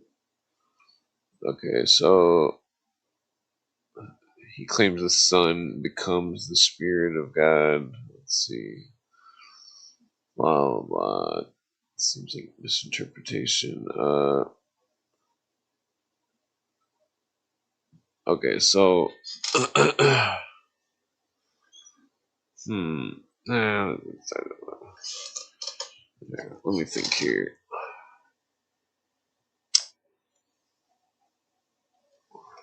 So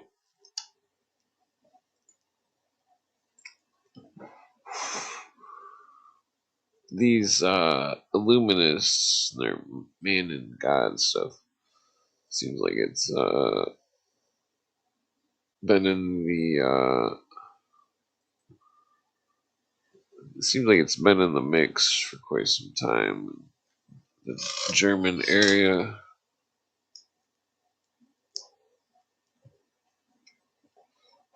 Damn it! I should have like a different filter on this. Um. Hmm. Nice. So, let me. Maybe I should bring up some the book here. I mean, when you reference that Better Than Horace book, it describes how man will only be free by becoming a god. Uh, Maybe I should go over some of that. Okay, so this may have been written by the Wunsch dude. But it says the number 7 has always been regarded as mystical. There's 7 wonders of the world, 7 planets, 7 sages of Greece, 7 days in a week, 7 electors, 7 bad things, and perhaps more.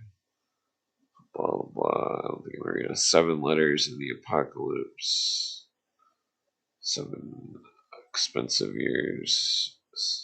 Nah, so it goes on. 7 seals, 7 virtues, 7 sins, 7 swords, 7 arrows, 7 provinces of Holland. Why does it bring up that? Hmm.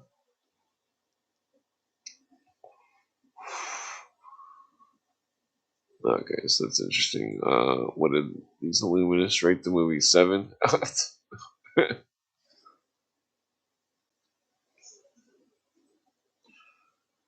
Okay, so I guess maybe we should just read it here.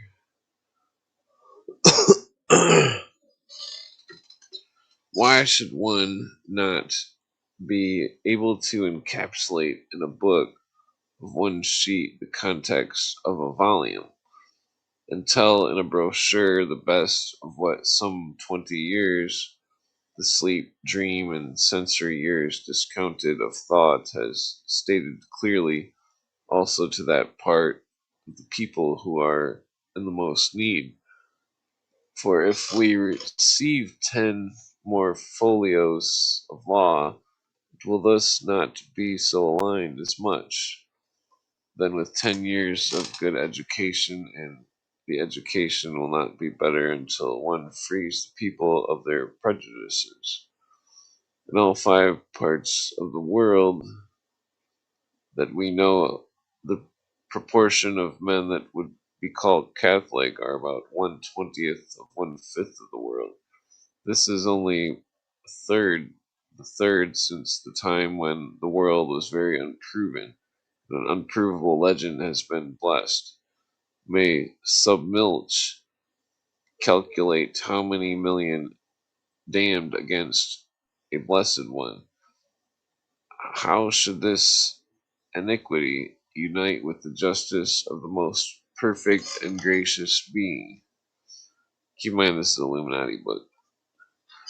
Why did religion since Adam, the Mosaic of Solomon, the Christian and patristic alone in the smallest part of the world change so often, being remolded and reformed?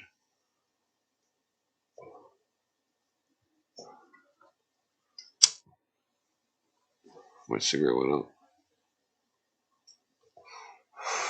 I'm reading some Illuminati book here. If God is unchangeable, why should they be changeable if they came from Him? Why, again, do not the Testaments, the Church Fathers, and the Bible editions speak alone, and almost all are commentators of the other? What is eternal, true, and changing, holy, and generally should not be changed continuously. Hmm. Okay.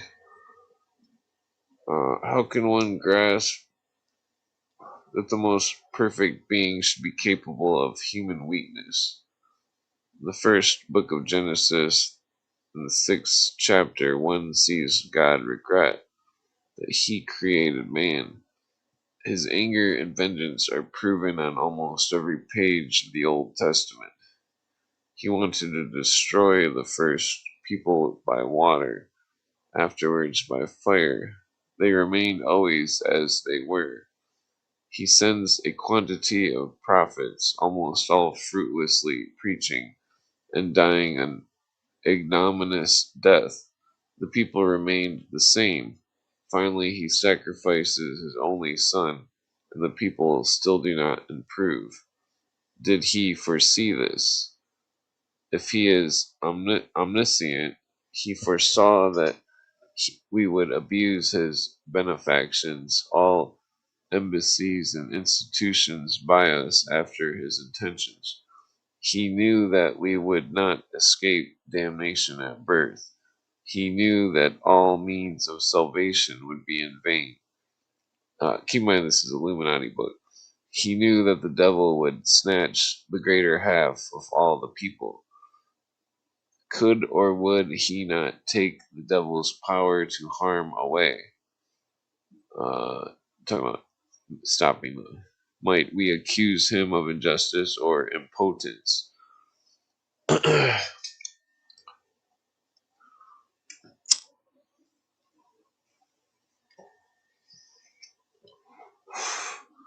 If we, as asserted and proven, are not able to abide by the laws, how can the most just of all judges punish those who act according to their innate weakness? Keep in mind, this is the book Better Than Horus, Illuminati book. Uh, if only those to whom he can bestow his grace, by grace and not out of merit, are to be saved, how is it intended to begin where he is not merciful? How can he punish those who do wrong ignorantly and helplessly? How can the holy to which one takes his refuge be ubiquitous and and heard everywhere in the world? How can the highest being be pleased over the supposed honor that we pay him? What is devious to the giver of all good, whether we eat onion or meat soup? Who can we, who are not able to offend secular rules, offend the Most High God by this? Prior to the creation of the world, there was God and no religious service. If there were no people, then God would be just as perfect now without religious service. How can the concept of his highest justice remain with the eternal damnation of those who remained since the creation of the world without revelation, piece together all of the children without baptism, for with all the people who die without faith? Question mark. So it goes on. Number 6. If the unmarried state is the most perfect as the Christian religion teaches, then obviously this religion also aims to reduce the human race. If the recommendation of the clergy would take effect, the human race within 60 or 70 years would die out. Can this be God's regulation? Question mark. So it's interesting because it's written in the 1700s,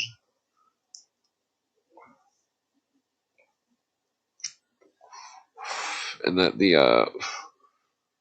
thought the Catholics were trying to depopulate, but meanwhile it seemed like they were depopulating also, based on the French Revolution.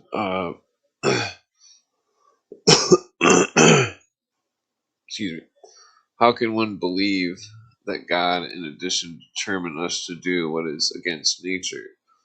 To be a perfect Christian, one must take his reason captive, blindly believe the entire people's poem, renounce pleasure, fast, be abstinent, be unmarried, and renounce one's parents and fortune, to act, in a word, just contrary to nature. What worse could probably be demanded by the fiercest tyrant, in whose contradictions can be found everywhere? Hmm. Number 7. Man is not created for the inactivity of monastic life, for celibacy, and so on. His prejudice, united with the common good, must be his intention and purpose. Not the best for some members, but the common good was the intention of the Creator. We have so much that we can help, and so much is in our endeavors as that which can make us happy if it does not preclude the common good. Remember, the Illuminati, it's all about the common good, the greater good. Uh, if we reach for this purpose, all of our moral obligations will be fulfilled. The remaining belong to the realm of prejudices and chimera.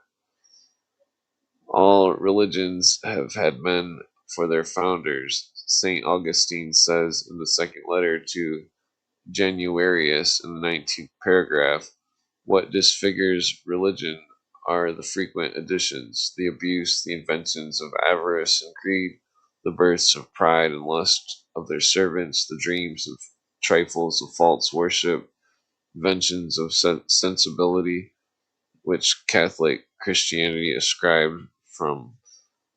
Also, all are said to be of divine origin. All have their martyrs, advocates, prophets, and had miracles. The fear of all. Well, I guess that one part's relevant because it seems like the Illuminists were anti-Semitic because they're blaming the Catholics from receiving the Catholic stuff from synagogues. Also, where was that? The fear of all unknown and terrible revolutions of nature, and the feeling of a higher power, brought the simple-minded and the greater mob to prayer. This fear and ignorance, this weakness and helplessness, use his head at all times and among all nations. Ambition and lust for power made the religion the scepter from which they subdued from the people oppressed and dominated. The highest law was based on future rewards and punishment, which they tamed the desires of the people, subdued their passions, and all over their will takes the place of reason. Their best, looks like it froze.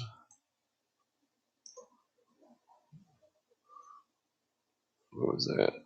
Their best to replace the common good, principles of honor and religion led people wherever one wants. Number 8. Even my cigarette keeps going out.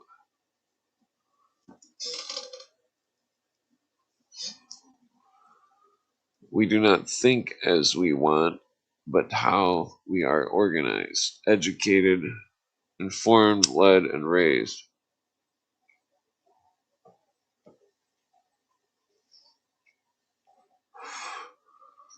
We think like the external senses affect us and how our body is at the moment.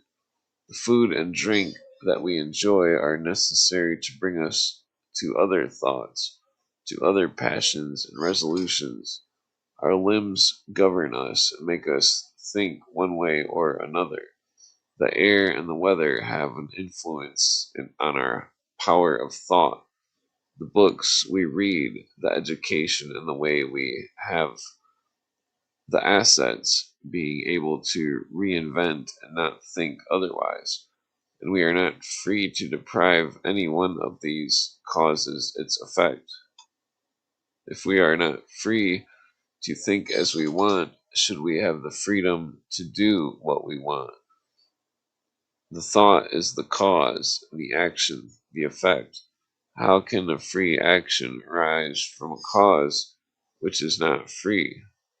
human virtues and vices are but involuntary effects of constitution, temperament, upbringing, and habit. People keeping the people free means making him a god. Uh, so I mean that's where the Illuminists get their liberation mindset that they implement into the masses of sheeple. They not the least of our actions that we do happen without a cause to which we cannot resist, as we are intended to do so. The promotion of our real or imagined best is always the reason for our indifferent actions, and that reason is so necessary to bring to action differently, or we would have to hate ourselves, which would be against the laws of nature. Hmm. Now I'm gonna put the cigarette out. It's proven that man, this is number 9, proven that man, because of the multitude of his upbringing and indispensable necessity, has become needy without the aid of other people and cannot be helped happy. No one may so disturb the good of his fellow man if he does not want to disturb his own, because we are in a chain that links us to all members. The first principle is therefore to be completely honest, so that others act with us and obey the laws that are the bonds of greater society, without which we could not exist. As soon as someone is removed from this principle, he removes himself from his own fortune. One considers it a degree of virtue by contributing more or less to the sum of the common best, and he is also in the same degree happy, as he seeks to benefit society. Everything rests therefore only on that, to show that people how to carry on the easiest way to being their best. Now it is necessary that he can and must connect with the best of society, when it is impossible that he would want the opposite, and much less likely he can do damage. I guess I'm not sure what that means. So this is number 10. Does not depend on us throwing the dice of chance, through which in the world come in compounds and in certain circumstances, to determine any more than the oyster is responsible for it being pinned on the rock, and having only 2 senses, but it depends on us to make ourselves happy or unhappy. According to Accordingly, we strive for more knowledge, and the more we learn to do without the superfluous or injurious, then all that suppresses our reasoning powers is harmful. As long as we cling to prejudices that gave us upbringing, incorrect instruction, examples, and all kinds of superstition, so firm and inseparable that we do not even dare to doubt, even yet even fewer want to be educated in reason. So we remain necessarily unfortunate, for we see that the miserable condition which brings us to a lifelong enjoyment, that is yet only once possible, brings not on all and deceives us even on that all most unfortunate type. Hmm. Okay, so number 11. Why should a truth-loving mind that thinks for itself, like it is always one among hundreds in big cities, not say, quote, trusts those that doubt you prefaced by infidels, supernatural, inconceivable introductions, certainly do the nasty just because of their advantage. For if they told you the truth, that they often perceive themselves, so they hold no bread, and you do not wait as their slaves. End quote. You quote within a quote. You grieve only in the real world,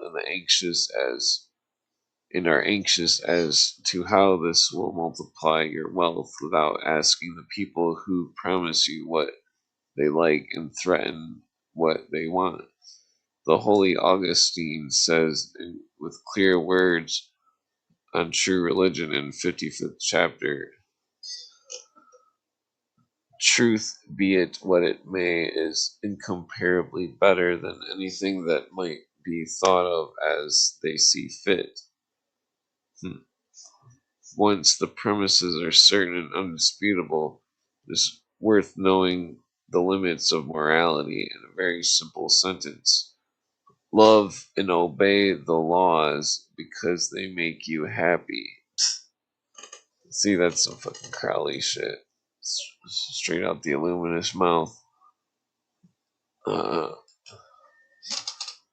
well, I mean, it's kind of worded differently, but it's got the same kind of vibe here.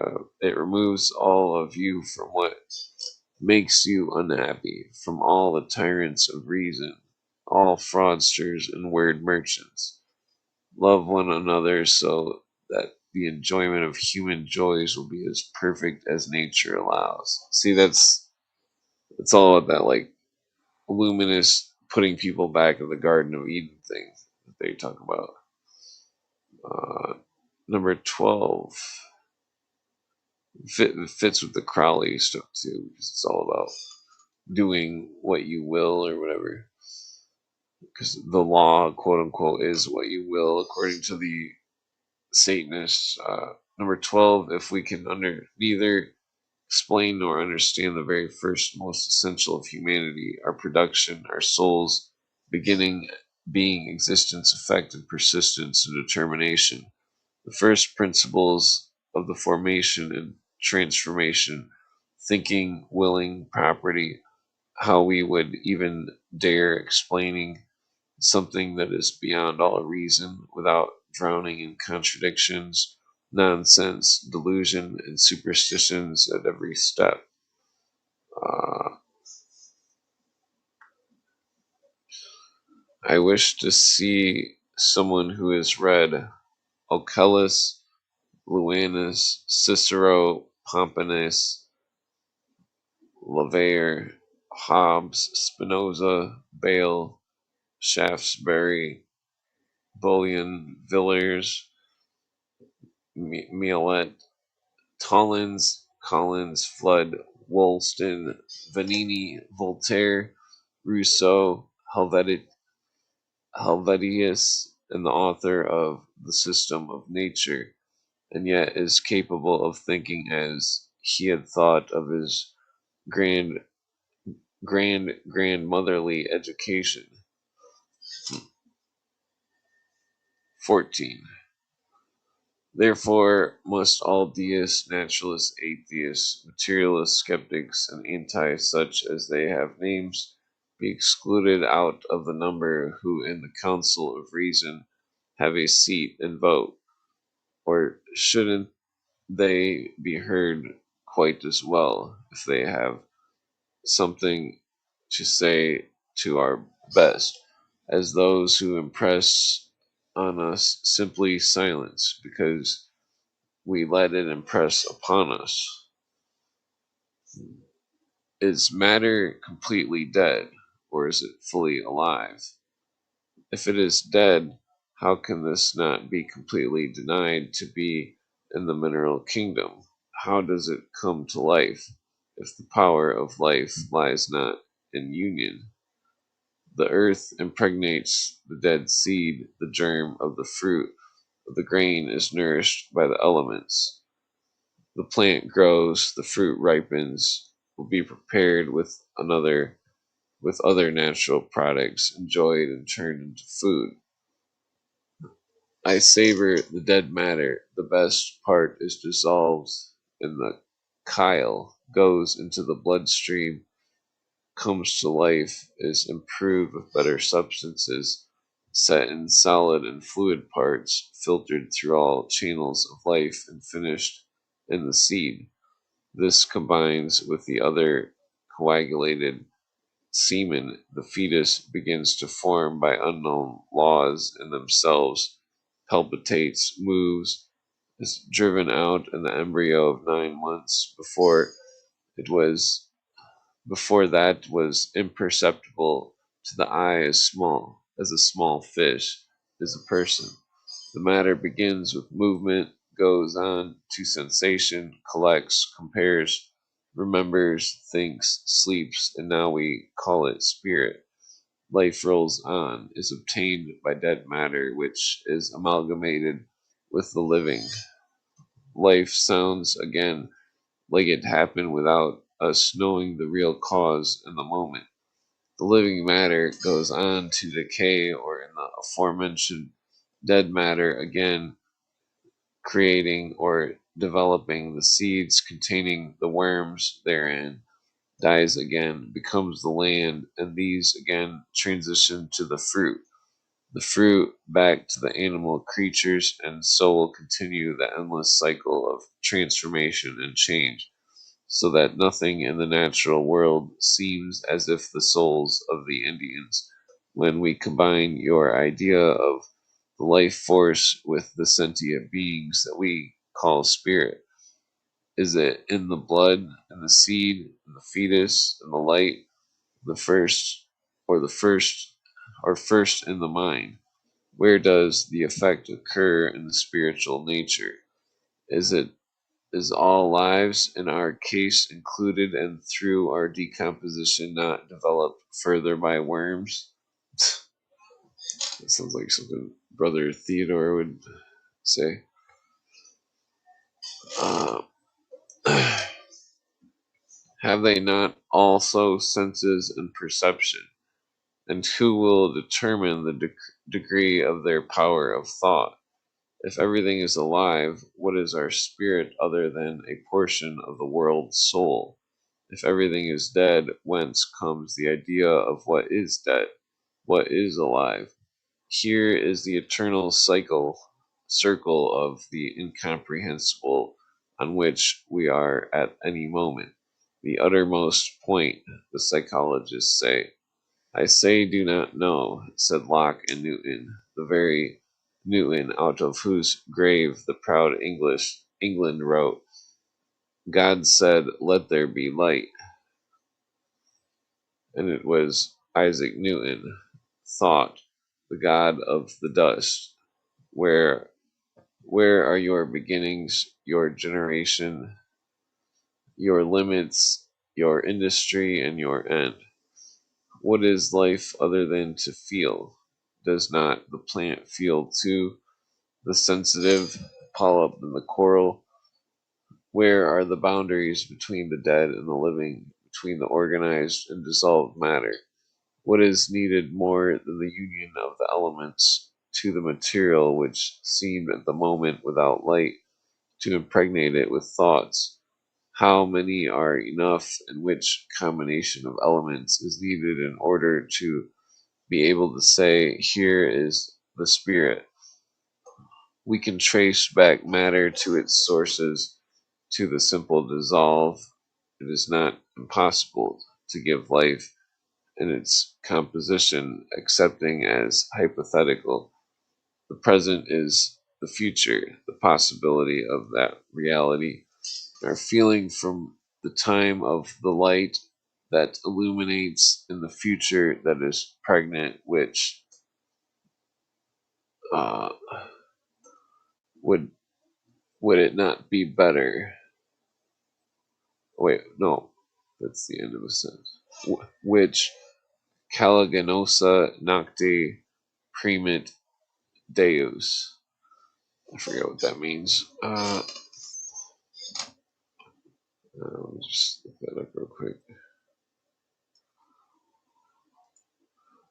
Okay, so would it not be better uh,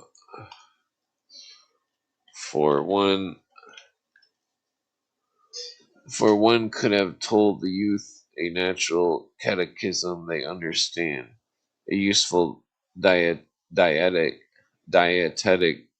from their ignorance of so many thousands of victims of ignorance, be of seduction and superstition, learn in the years of the budding intellect, then that to them before they can think of the mind with theological omniscience, clouded nothing of their lifetime, helps in the everlasting ignorance to think about all that is, and draws on the happiness of life. Blank, blank, Pascal and others, after him, said many times, to which class of people do you want your children to associate, the deceived or the deceivers? The first Columbia had over all the fate that Zeno prophesies. What the fuck does that mean? Okay, so that phrase, Caliginosa nocte primit Deus, God presses us or them with a dark misty night. God oppresses with the dark night. God covers the gloomy night. Okay. Let me check this translation right here.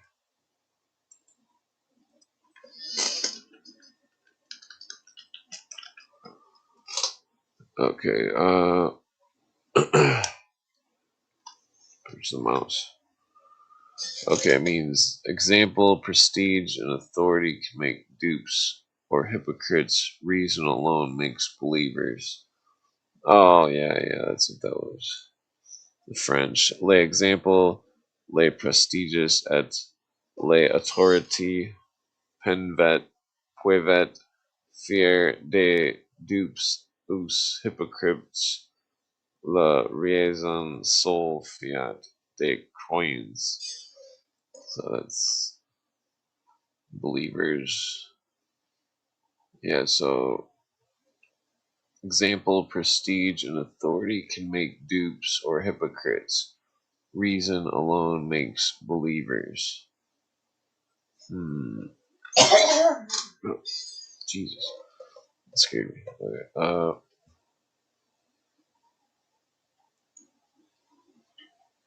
Reason alone makes believers. So remember, it's very interesting, this whole Illuminati stuff. They make people believers. Oh, that was the last page. Yeah, okay. Well, I'm gonna put something on there.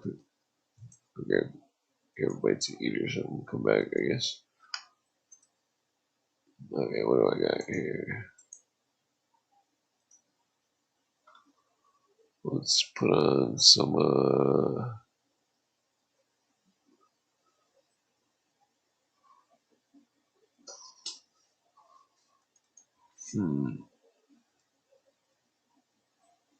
Let's see.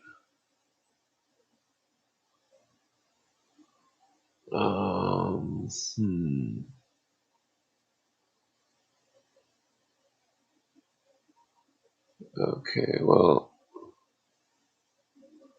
how about I'm just gonna put on this for a minute.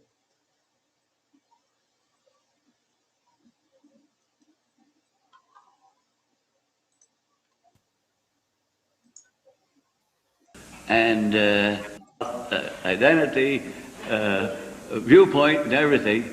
And I think I had quite a few in the audience coming around. Well, the sheep that is closest to the shepherd, because the shepherd has the gun.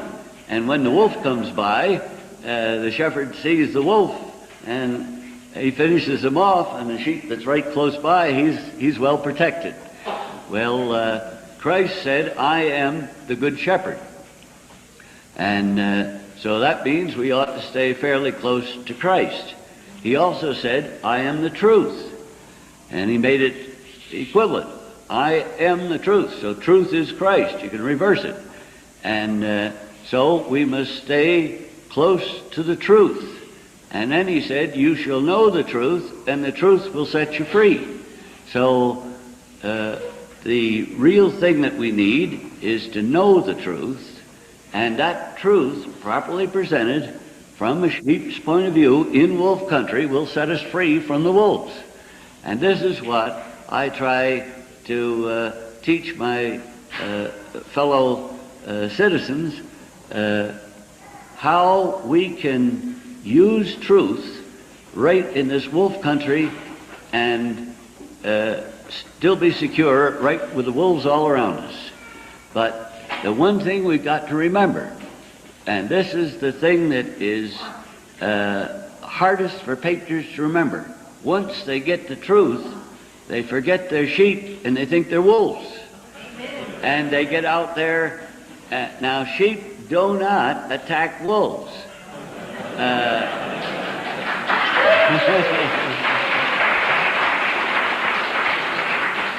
What we must do is when the wolves try to attack us, we just surround them with the truth. And so they can't get through that barrier of truth without exposing themselves as wolves.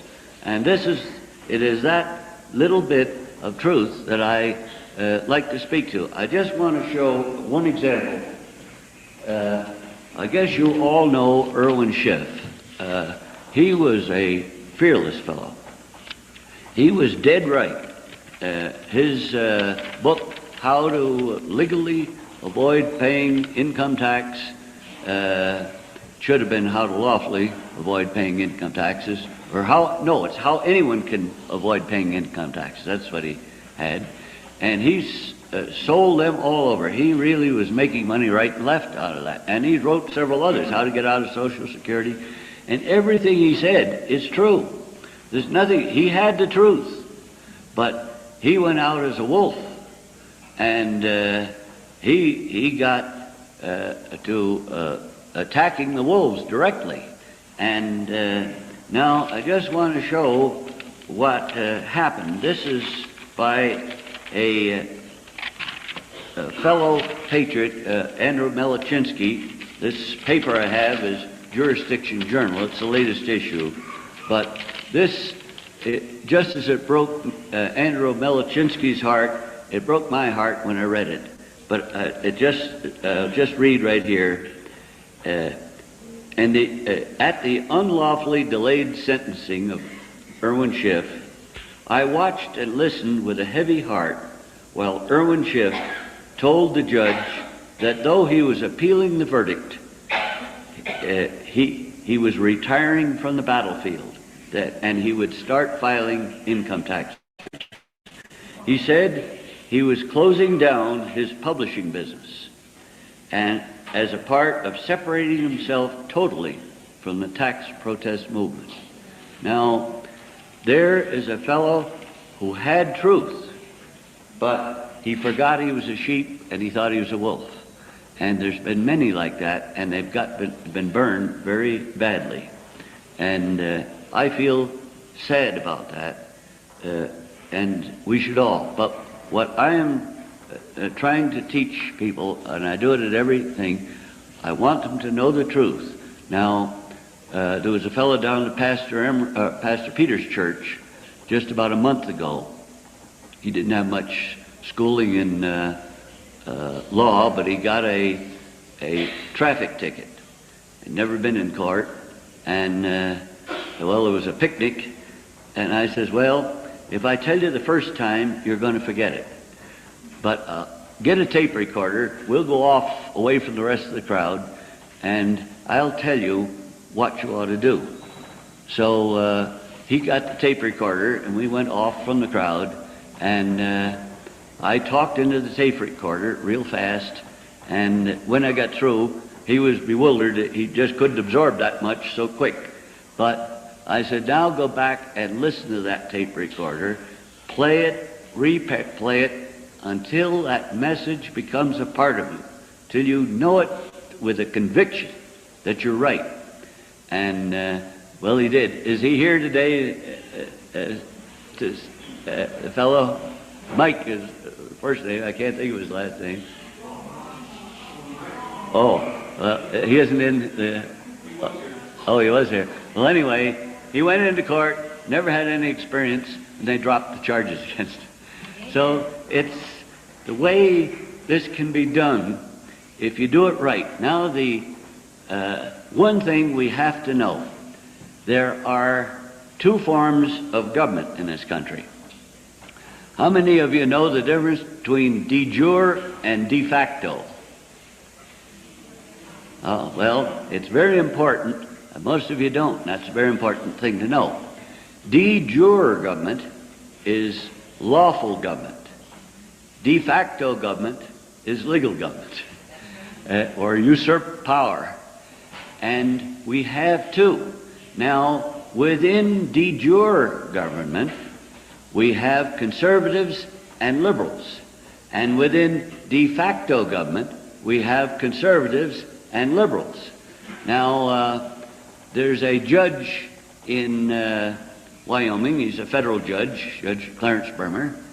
He is a judge and a conservative in a de facto government. And, well, I've had a few experiences with him in the past, but this time there was a fellow having trouble in the court with the Internal Revenue Service, so I wrote a brief for him. Well, he got into court, and I was way in the very back of the courtroom because I knew they wouldn't let me sit up next to him. But anyway, he was reading a little bit out of his brief, and Judge Bremer was there, and Judge Bremer looked down. He says, "Did you write that brief yourself?" And he says, I told him, now, don't tell anybody I wrote this because they'd love to get me for practicing law without a license. So he says, yes, yeah, I wrote it. And Judge Bremer looked very severely at him, and he says, it sounds an awful lot like the style of Howard Freeman. But he says, do you know Howard Freeman? He says, yes. He says, well, I just want to warn you a little bit about that fellow. He's probably one of the most dangerous men in the state of Wyoming. What makes him so dangerous is he looks so conservative, but he's such a radical. He's probably one of the worst radicals we have in this state. But he looks like such a conservative. Well, the thing is, from a de facto government, I'm a radical. From a de jure government, I'm a conservative. Now, from a de jure government, he's a liberal or a radical, and from a de facto government, he's a conservative. So you see, this is where some of this, these name-calling and things comes about. And now, the one thing to really understand, the situation, you've got to understand what our government originally was and where we are now. Originally, well, I'll go back before our government. For all history, 6,000 years of history, man of one kind or another was sovereign. You had a king who was sovereign. You had an emperor who was sovereign. You had a pope who was sovereign. You had what we have today is legislatures which are sovereign. But in every case, you have men who are sovereign. And what I mean by sovereign, if a sovereign says jump, you better jump or off comes your head. And so that when you've got that power, you're sovereign. And that continued throughout history until, I believe, Daniel 2:44 says, in the days of these kings, the God of heaven will set up a kingdom. And I believe America was that kingdom. And the strange thing, I just get the Wyoming, here's the Wyoming Constitution. very first thing it says, preamble, we, the people of the state of Wyoming, grateful to God for our civil, political, and religious liberties, and desiring to secure them to ourselves and perpetuate them to our posterity, do ordain and establish this Constitution. Highest sovereign is God. Next thing, Article 1, Section 1. All power is inherent in the people, and all free governments are founded on their authority. And so we have right here in the Constitution of the state of Wyoming the idea that God is supreme. Man is sovereign under God. Under that comes this Constitution. And under that comes the hirelings of government. They are everyone from the dog catcher to the President of the United States and the Supreme Court judges are all hirelings sworn to uphold this Constitution. That's the way our government was set up.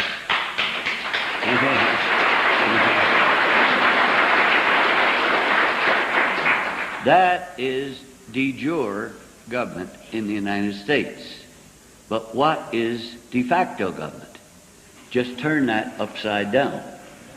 You have a legislature of men is the sovereign.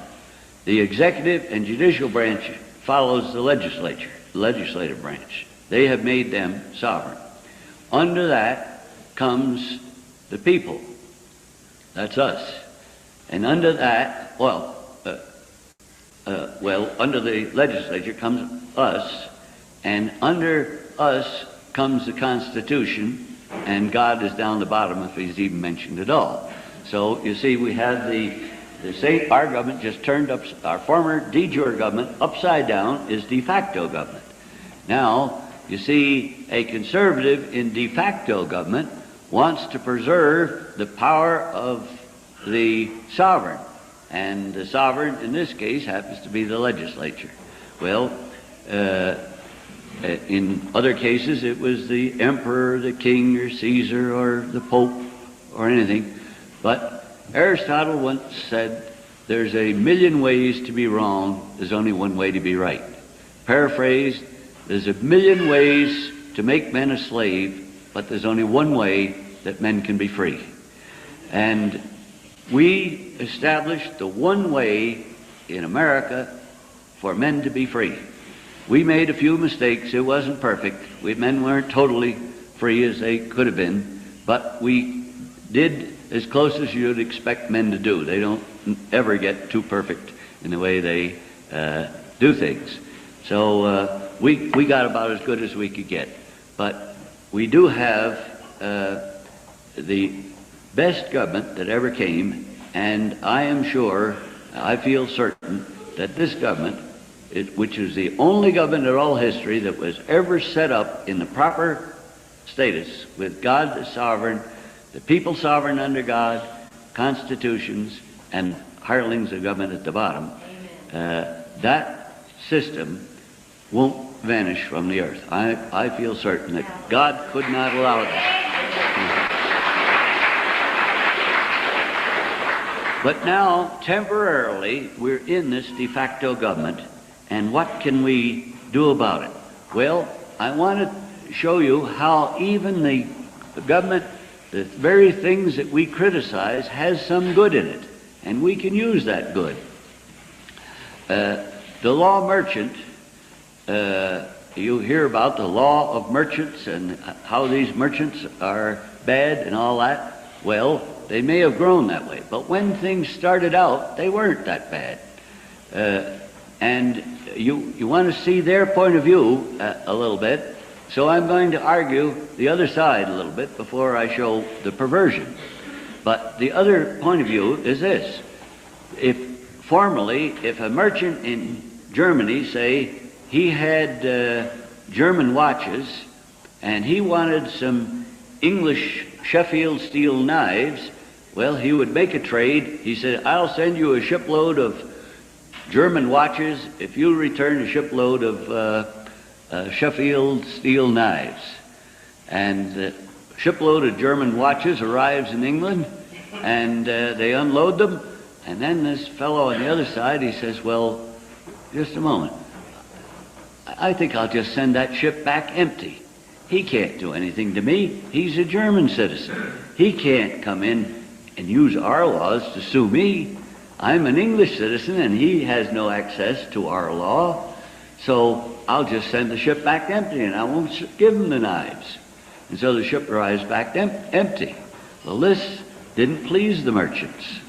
And they said, well, we've got to have honesty. We can't trade if we don't have honesty. But we have no way of enforcing international contracts. This is not a good situation. So the merchants got together and they set up the Hanseatic League. And they all contributed into it. And the principle of it is something that every one of us could accept. The key principle in the Hanseatic League, the law merchant codes that were set up, is that a merchant's word is as good as gold. Now, that was their principle. But you see, just having a principle like that with no way of enforcing it was a little bit difficult. So they set up their own enforcement agency, and suppose that happened after that. The English merchant didn't send an empty ship back. He emptied all the watches off and never sent the Sheffield steel back. Well, the Hanseatic League would go and they'd hire some criminals, the worst hoodlums they could find, and they'd say, we'll give you so much money, you kidnap that Englishman that didn't return the shipload of knives to us. And they'd go in and they'd kidnap him. And then they'd get him into a field, say in Denmark, a farmer's field in Denmark. They always picked a country that wasn't involved. The fight now is between England and Germany. Well, they go over to Denmark, they'd find a field. They were called the Courts of the Dusty Feet. And they would get in this field at daylight, and all they had to prove was, did this merchant or did this merchant not keep his word? And they just proved the fact the merchant did not keep his word. They chopped his head off, left his body and his head severed. They took off, and the farmer would come down, and he'd see this dead body with a head off in his field. He'd report it to the sheriffs, and maybe they would leave a note on the body saying this merchant did not keep his word. Well, of course that got out, but the individual governments didn't like that. They didn't like these dead bodies found on their farmers' fields and one thing and another. So finally, it got so that the merchants got each government to use permission to use their courts to enforce their international contracts. Well, up to that point, everything was good. But now, what has happened, the evil forces of the world, or the wicked men, decide, well, we can use this to our advantage. And so, to make I could go on here for hours, but I see time gets away from me awful fast. I got to speed up. Eventually, in 1040, with William the Conqueror, the merchants got a square mile called the City of London. Now you have metropolitan London, and then you have the City of London. Well, the City of London has its own police, and even the Queen of England can't walk in there if they will not give her permission to go in there. That is territory of the merchants of the world alone. That's where their cases are tried. Any murder that occurs in the City of London is tried by their own police and in their own courts. They have their own territory there. And so any merchant that doesn't keep his word can be tried in the City of London, but nowadays we have now got the other governments to do that. Well, Now this is the good part of the law merchant. As I say, the general principle of a merchant's word is as good as gold, and we couldn't ask for anything more as Christians than that. And so that in itself is not bad. But you'll notice there is a different thing here, that when you're enforcing contracts, you enforce the contract on the letter of the contract. The exact letter of the contract is enforced. You have no constitutional rights in a contract enforcement. If you contract to do a thing and you don't perform according to that contract, you can be fined or penalized in some way. And you don't have, you can't demand jury trials or anything else. Of course, under American contracts, now you see, our Constitution provides for these things. We have courts set up to enforce criminal actions, common law courts, and we also have equity courts. Well, an equity court is to enforce contracts, obligations. Now, a court of equity is a court of compelled performance. They compel performance upon people. Now, you've got to learn the difference between law and equity. Law does not compel anybody to do anything. At law, you're free to do anything you please, provided you do not infringe upon the life, the liberty, or property of anyone else. If you back out of your garage and you bump into the side of the car across the street, well, you damage his car, and then if you drive away, you injured him. And he gets your license number or something, and he calls the police, and he will file a complaint. You damaged him. You backed your car into the side of his car and pushed the whole side in. Well, he should be given damage. All he has to do, he swears out a complaint that he's damaged. The police grab you, they bring you into court, and all he has to do is prove that you were the fellow that backed into his car, and the court will order you to pay damages. But that's where law ends. You see, it's only when you damage someone else. But if you don't damage anybody else's life, liberty, or property, you wouldn't even know law existed. It just is there, but it doesn't bother you. So, but equity is a jurisdiction of compelled performance. Now, the trouble is that our language has become confused, and so when you get, we have what they call a law that compels you to buckle your seatbelts, whether you want to or not. Now you know that that's not law.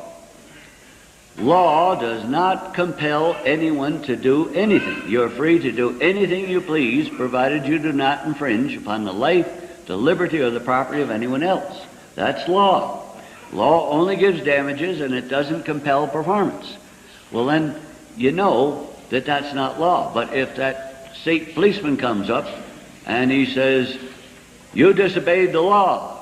The law says that you must fasten your seatbelts, and I'm here to uphold the law, and I want to arrest you and bring you into court. Well, right off the bat, you know that he doesn't know what he's talking about. But probably most of the judges don't know what they're talking about either. But you have to presume they have, and you have something to uphold them on that.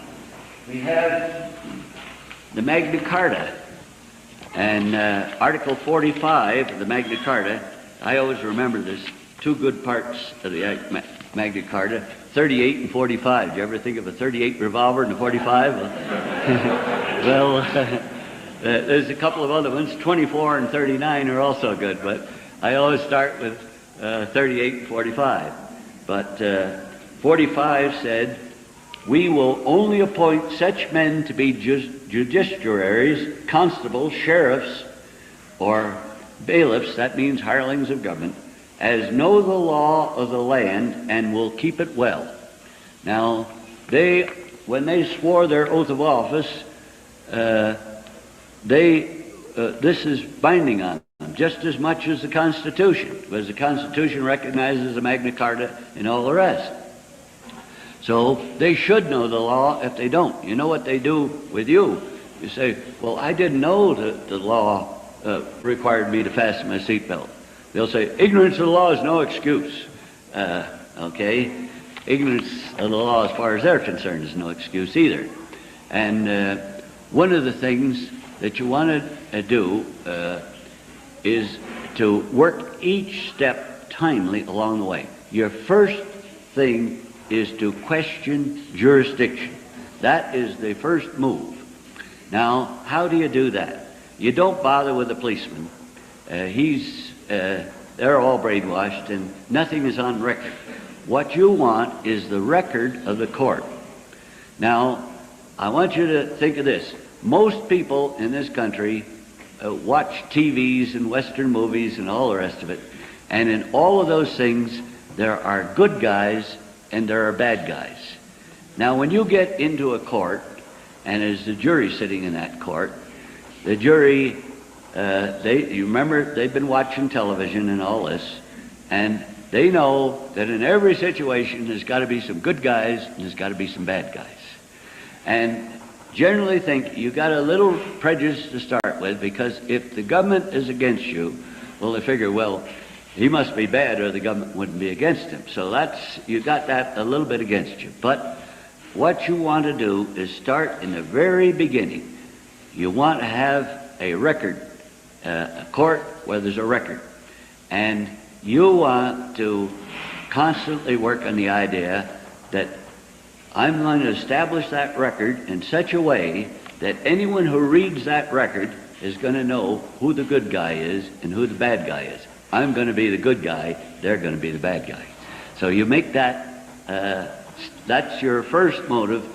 You start with a record. So you get into court and the judge will read the statute to you. You're down here and he's up here, and he says, well, Mr. Freeman, you are charged, well, I had this recently, you are charged with a violation of Lusk City Ordinance number 12207, which reads as follows: no motor vehicle shall be driven south on Maple Street. And do you understand the charge, Mr. Freeman? No. Mr. Freeman. Please don't insult the intelligence of this court. A man of your caliber certainly knows understands that charge. And I said, no, Judge, you don't understand what I don't understand. The Sixth Amendment to the Constitution requires you to tell me the nature and the cause of this action which is against me. And I wouldn't, I don't know how to defend in this case. Now, Article 1, Section 10 of the Wyoming Constitution tells me I have a right to defend myself in this court. But unless I know the nature and the cause of this action that's against me, I can't properly defend. And I think it's only fair that you should tell me the nature and the cause of this action that's against me. In fact, I have the authority of the Sixth Amendment for asking this question. And you say, well, what is it you want to know? Well, you always ask him the easy question first. See, the state can't come after you civilly. The Constitution, the Supreme Court of the United States has a jurisdiction, the court of original jurisdiction, if a state comes after an individual civilly. If they have a civil dispute with you, well, they can't use their court to settle it. They would be a prejudiced court. So the Constitution saw that, so they put that up in a federal court. And the state doesn't want to try all their problems in federal court, so they don't ever come after you civilly, they come after you criminally. But most people don't know that if you just fail to fasten your seatbelts, you're a criminal in the eyes of the state, that isn't a civil crime, that's a criminal action. And so you ask him the easy question first. Is this a civil action or a criminal action? He'll very quickly answer, but you see, you got him answering now under the authority of the Sixth Amendment. He said, it's a criminal action, Mr. Freeman.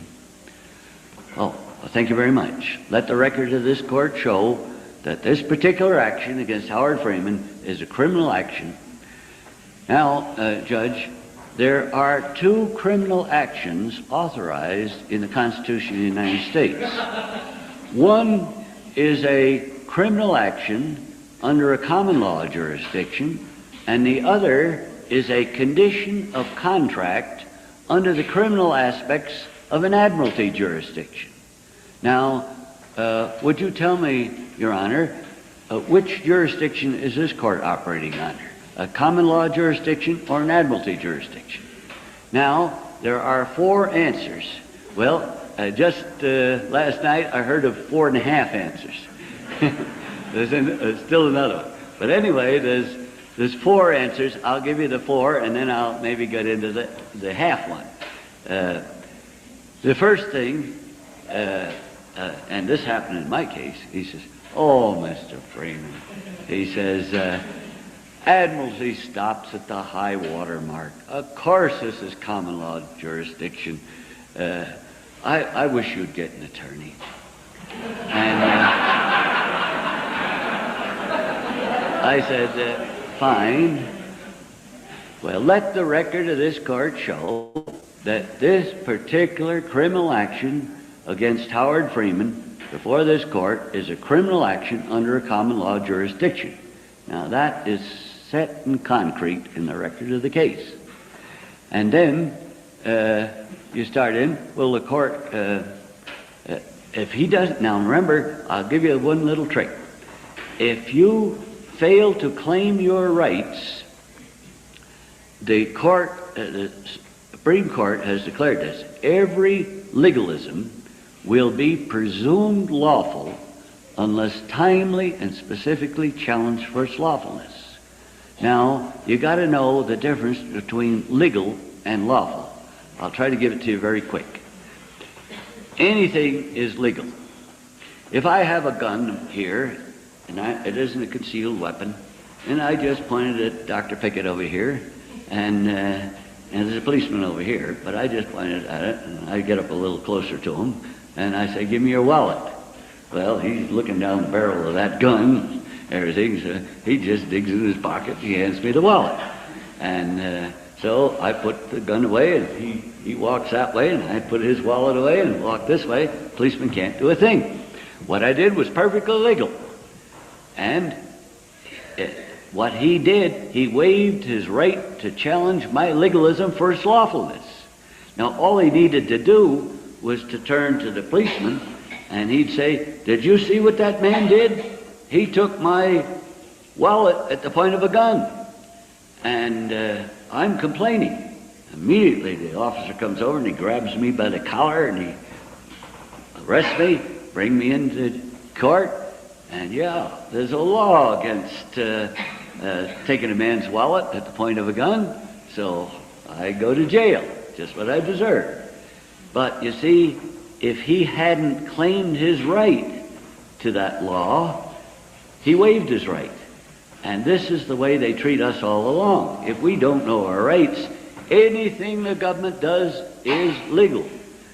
And the thing is that most of what they do is not lawful. But if you don't know the difference between legal and lawful, you're going to be in trouble. I notice there's a van or trailer over here. Ooh, 5 minutes left, boy. Well, I'll get some more tomorrow. But there is a van over here. It says we will show you how to legally avoid paying income tax. Well, that is worded wrong. What they should say, we will show you how to lawfully avoid paying income tax, but legally they may try to put you in jail. So then you get the real difference between lawful and legal. Well, now, that's the thing. They use it against us, but we can use it against them. Now, when you get them, you make a statement in court, and if they don't challenge it, you've got a prosecuting attorney over there. If he doesn't challenge it, he's waived his right to challenge it. See, every legalism will be presumed lawful by the courts unless timely and specifically challenged for its lawfulness. Now, if you say that this, let the record of this court show that this court has declared that this particular criminal action against Howard Freeman is a criminal action under a common law jurisdiction, and that judge or that prosecuting attorney doesn't challenge it at that point, you've said it in concrete. That court is a common law jurisdiction court. Now, once that's set in concrete, you got no challenges, then you start with your defenses. And the first thing you can say, well, I move that the case be dismissed because there is no cause of action for this court to gain jurisdiction, a common law criminal jurisdiction in this case. Where is the injured party? Who is the party of interest in this case? Well, the officer. Magna Carta 38. Yep. Over here. No hireling of government, it says bailiff, but you read that, hireling of government, for the future, shall, for the future, put any man to trial upon his simple accusation, without producing credible witness to the truth thereof. So here's this hireling of government over here. He's bringing a charge against me. Well, who is the witness appearing against me? He is. Have you been injured? No. Have you sworn a statement that you have been injured, that there's been damage done? No. There's no corpus delicti.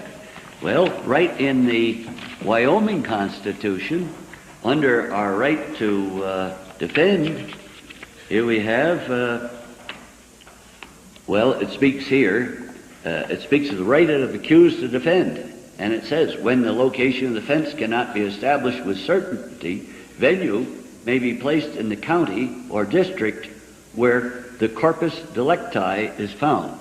Well, corpus delicti means a dead body or damaged body or damaged something is found. So there has to be damage before a common law court has a common law jurisdiction. So there is no damage.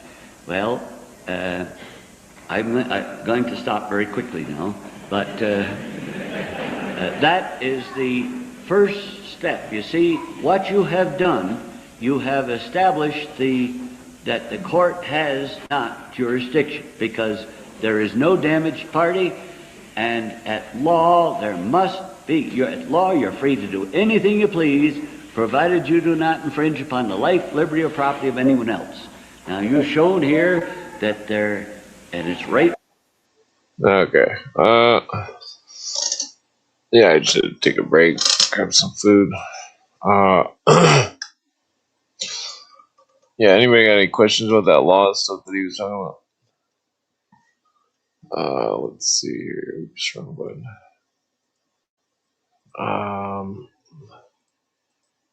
Let's see. I put a link out if anybody wants to come on.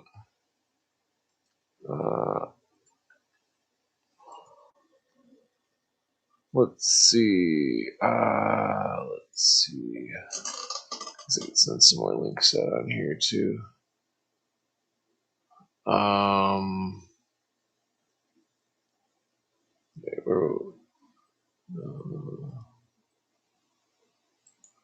Okay. Let's see here. Probably nobody's awake.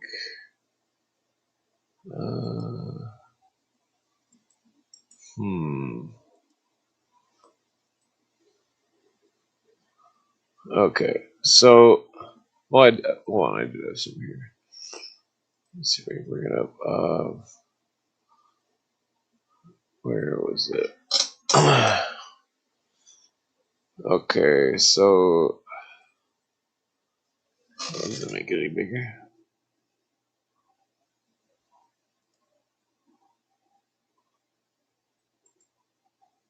Okay, so where do I want to go here with this? Okay, so Tavistock method was based on work done by British psychoanalyst Wilfred Bion regarding the roles of individuals within groups. This design was later shifted in a series of conferences, 1957 through 1965. Uh, no, you cannot. Led by A. Kenneth Rice, chairman of Tavistock's Center for Applied Social Research. The shift was the dynamics of leadership and authority relations in groups. According to the A. K. Rice Institute, in 1965, Rice led a conference in the United States as the Tavistock method began to be developed in the U.S. by Margaret Riach and others. The A. K. Rice Institute is now the U.S. equivalent of Tavistock Institute. And I did do a background check on that Rice Institute, seeing, I think I even call them, just out of curiosity, one means of controlling behavior is sensitivity training, a primary technique used at places like Esalen, where workshops such as advanced training in shamanism and shamanic healing have been held. One of Esalen's directors was Virginia Satir, who was president of the Association for Humanistic Psychology, which is an international network supporting a humanistic vision of the person, fostering research and education which encourages others to share this view, and showing how this vision can be realized in life and work of all. Well, that's pretty spooky. What else do we got here? Um,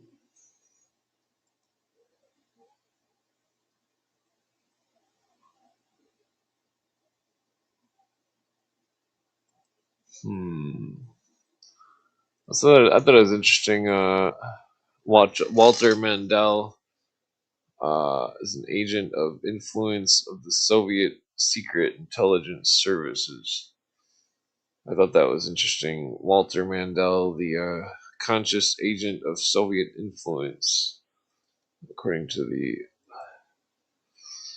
LaRouche Society or whatever. Walter Frederick Fritz Mandel was the VP from 1977 through 1981 under Jimmy Carter. He looks like a Russian.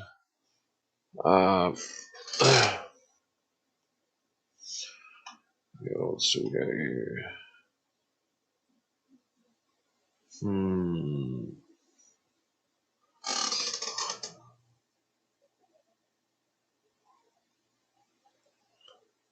Let's see.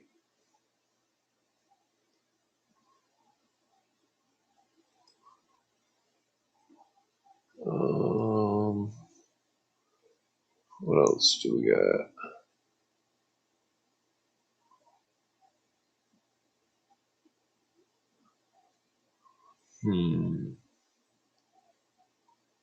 Okay.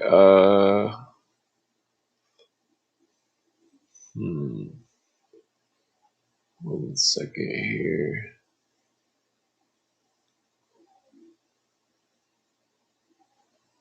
So you ever wonder whatever happened to that Symbionese thing? The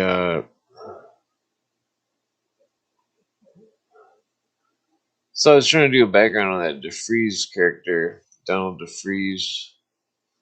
One of the articles mentions the talking about 2,000 mourners raised clenched fists at the funeral of slain Lebanese Liberation Army in Cleveland in 2 weeks.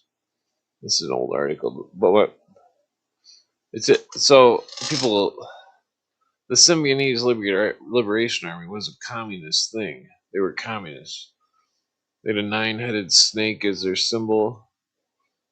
It seemed to be an operation that was connected to the LAPD and the intelligence apparatus. Why is this article so small?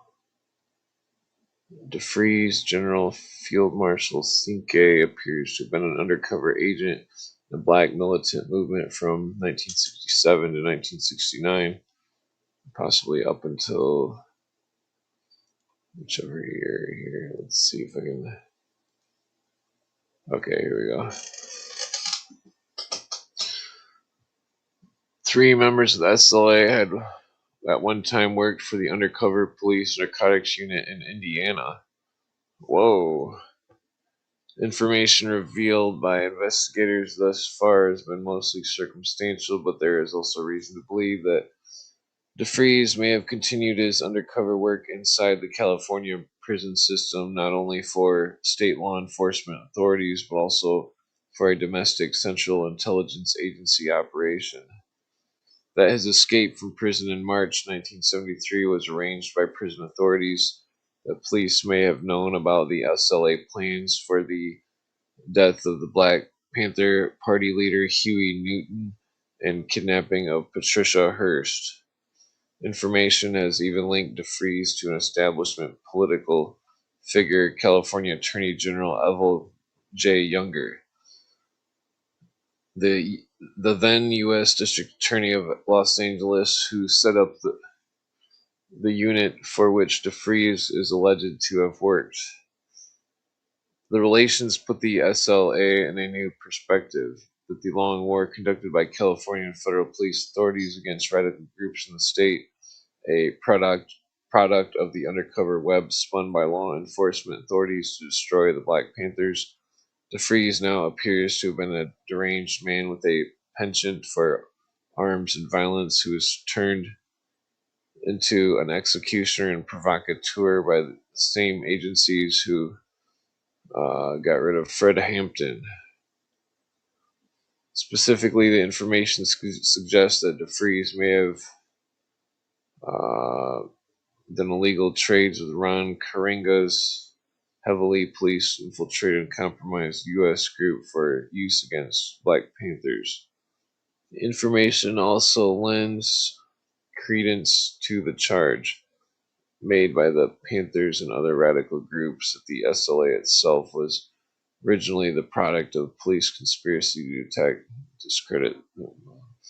Connection between DeFreeze and the LAPD was first made public at press conference in April by Donald DeFreeze. Donald Freed, head of a group called Citizens Research Investigation Committee, CRIC.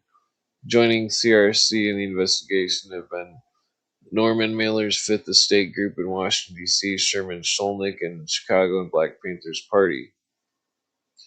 One of the two... Oh, looks like I froze. One of the two LAPD agents who has said DeFreeze worked on the black desk of the CCS with him was Louis Tackwood. Tackwood is the subject of The Glass House Tapes, a book edited by Fred Freed, which Tackwood shows how he and other agents infiltrated Black militant groups in order to incite them to violence.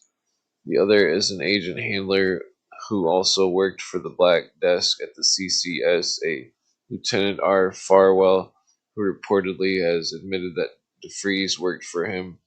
Farwell has since declined to talk to the establishment press, but according to Winstow Peck, investigator for the Fifth Estate, Farewell, earlier volunteered the information. The conspiracy intelligence unit for which DeFries worked was set up by the District Attorney Younger in 1969 out of a previous intelligence units organized like the CIA and funded secretly. According to the CRIC, the unit has operated far outside the legal boundaries of Los Angeles and maintains close contact with the Attorney General's office.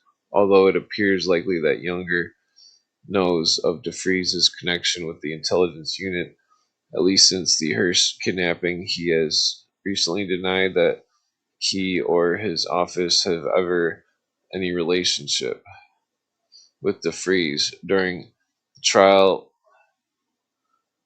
which put him in prison, the SLA leader unsuccessfully subpoenaed Younger, reportedly saying that he could embarrass him. Three SLA members reported to have worked as undercover police operatives included Angela Atwood, killed in Los Angeles, and Emily and William Harris, the couple with whom Patricia Hearst is thought to be traveling. According to the CRIC, the three worked on a mod squad for the intelligence division of the Indiana State Police, setting up narcotics arrests.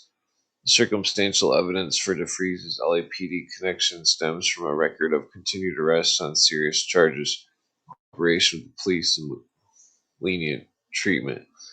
CRIC asserts that according to the police sources, DeFries was informing as early as 1965 in matters concerning the sale of contraband. However, his first publicly recorded act of cooperation occurred December 6, 1967, setting up an association with a telephone call. DeFries DeFries had previously been during the fall of 1968. CRIC claims DeFries and other CCS agents moved large numbers of awaiting sentencing. DeFries was arrested twice more for burglary and grand larceny. He was remanded for a psychiatric examination. A report stated that his constant involvement with made him dangerous. Despite three arrests in the preceding 2 years of such charges as possession of blank, each of which was issued in probation, DeFries was again released on probation December 1968, only 6 months before DeFries' arrest. Blah blah. Okay.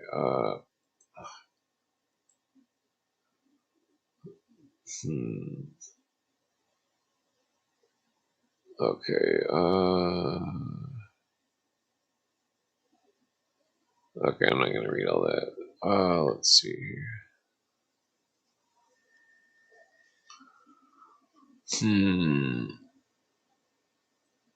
Okay, what else do we got here?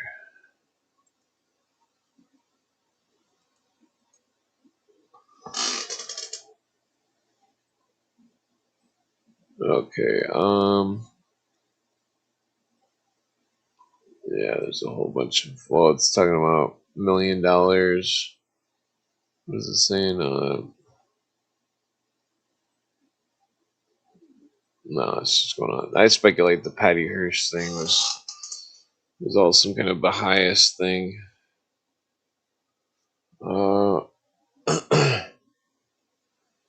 Let's see. Well, I might just pass out if nobody wants to come on.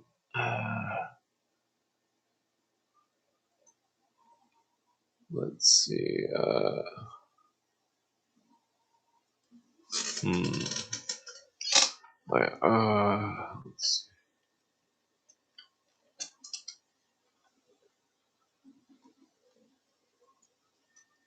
Okay, so yeah, I'm probably gonna pass out here. All right. What day is today? Tomorrow, Todd's coming on. Let's see here. Yeah, so tomorrow Todd's coming on. Wait, tomorrow? Today? No, today's Monday night, so Okay, 2 days. Todd's coming. Okay. All right. Well, I'm going to sleep, I guess. All right. Peace out.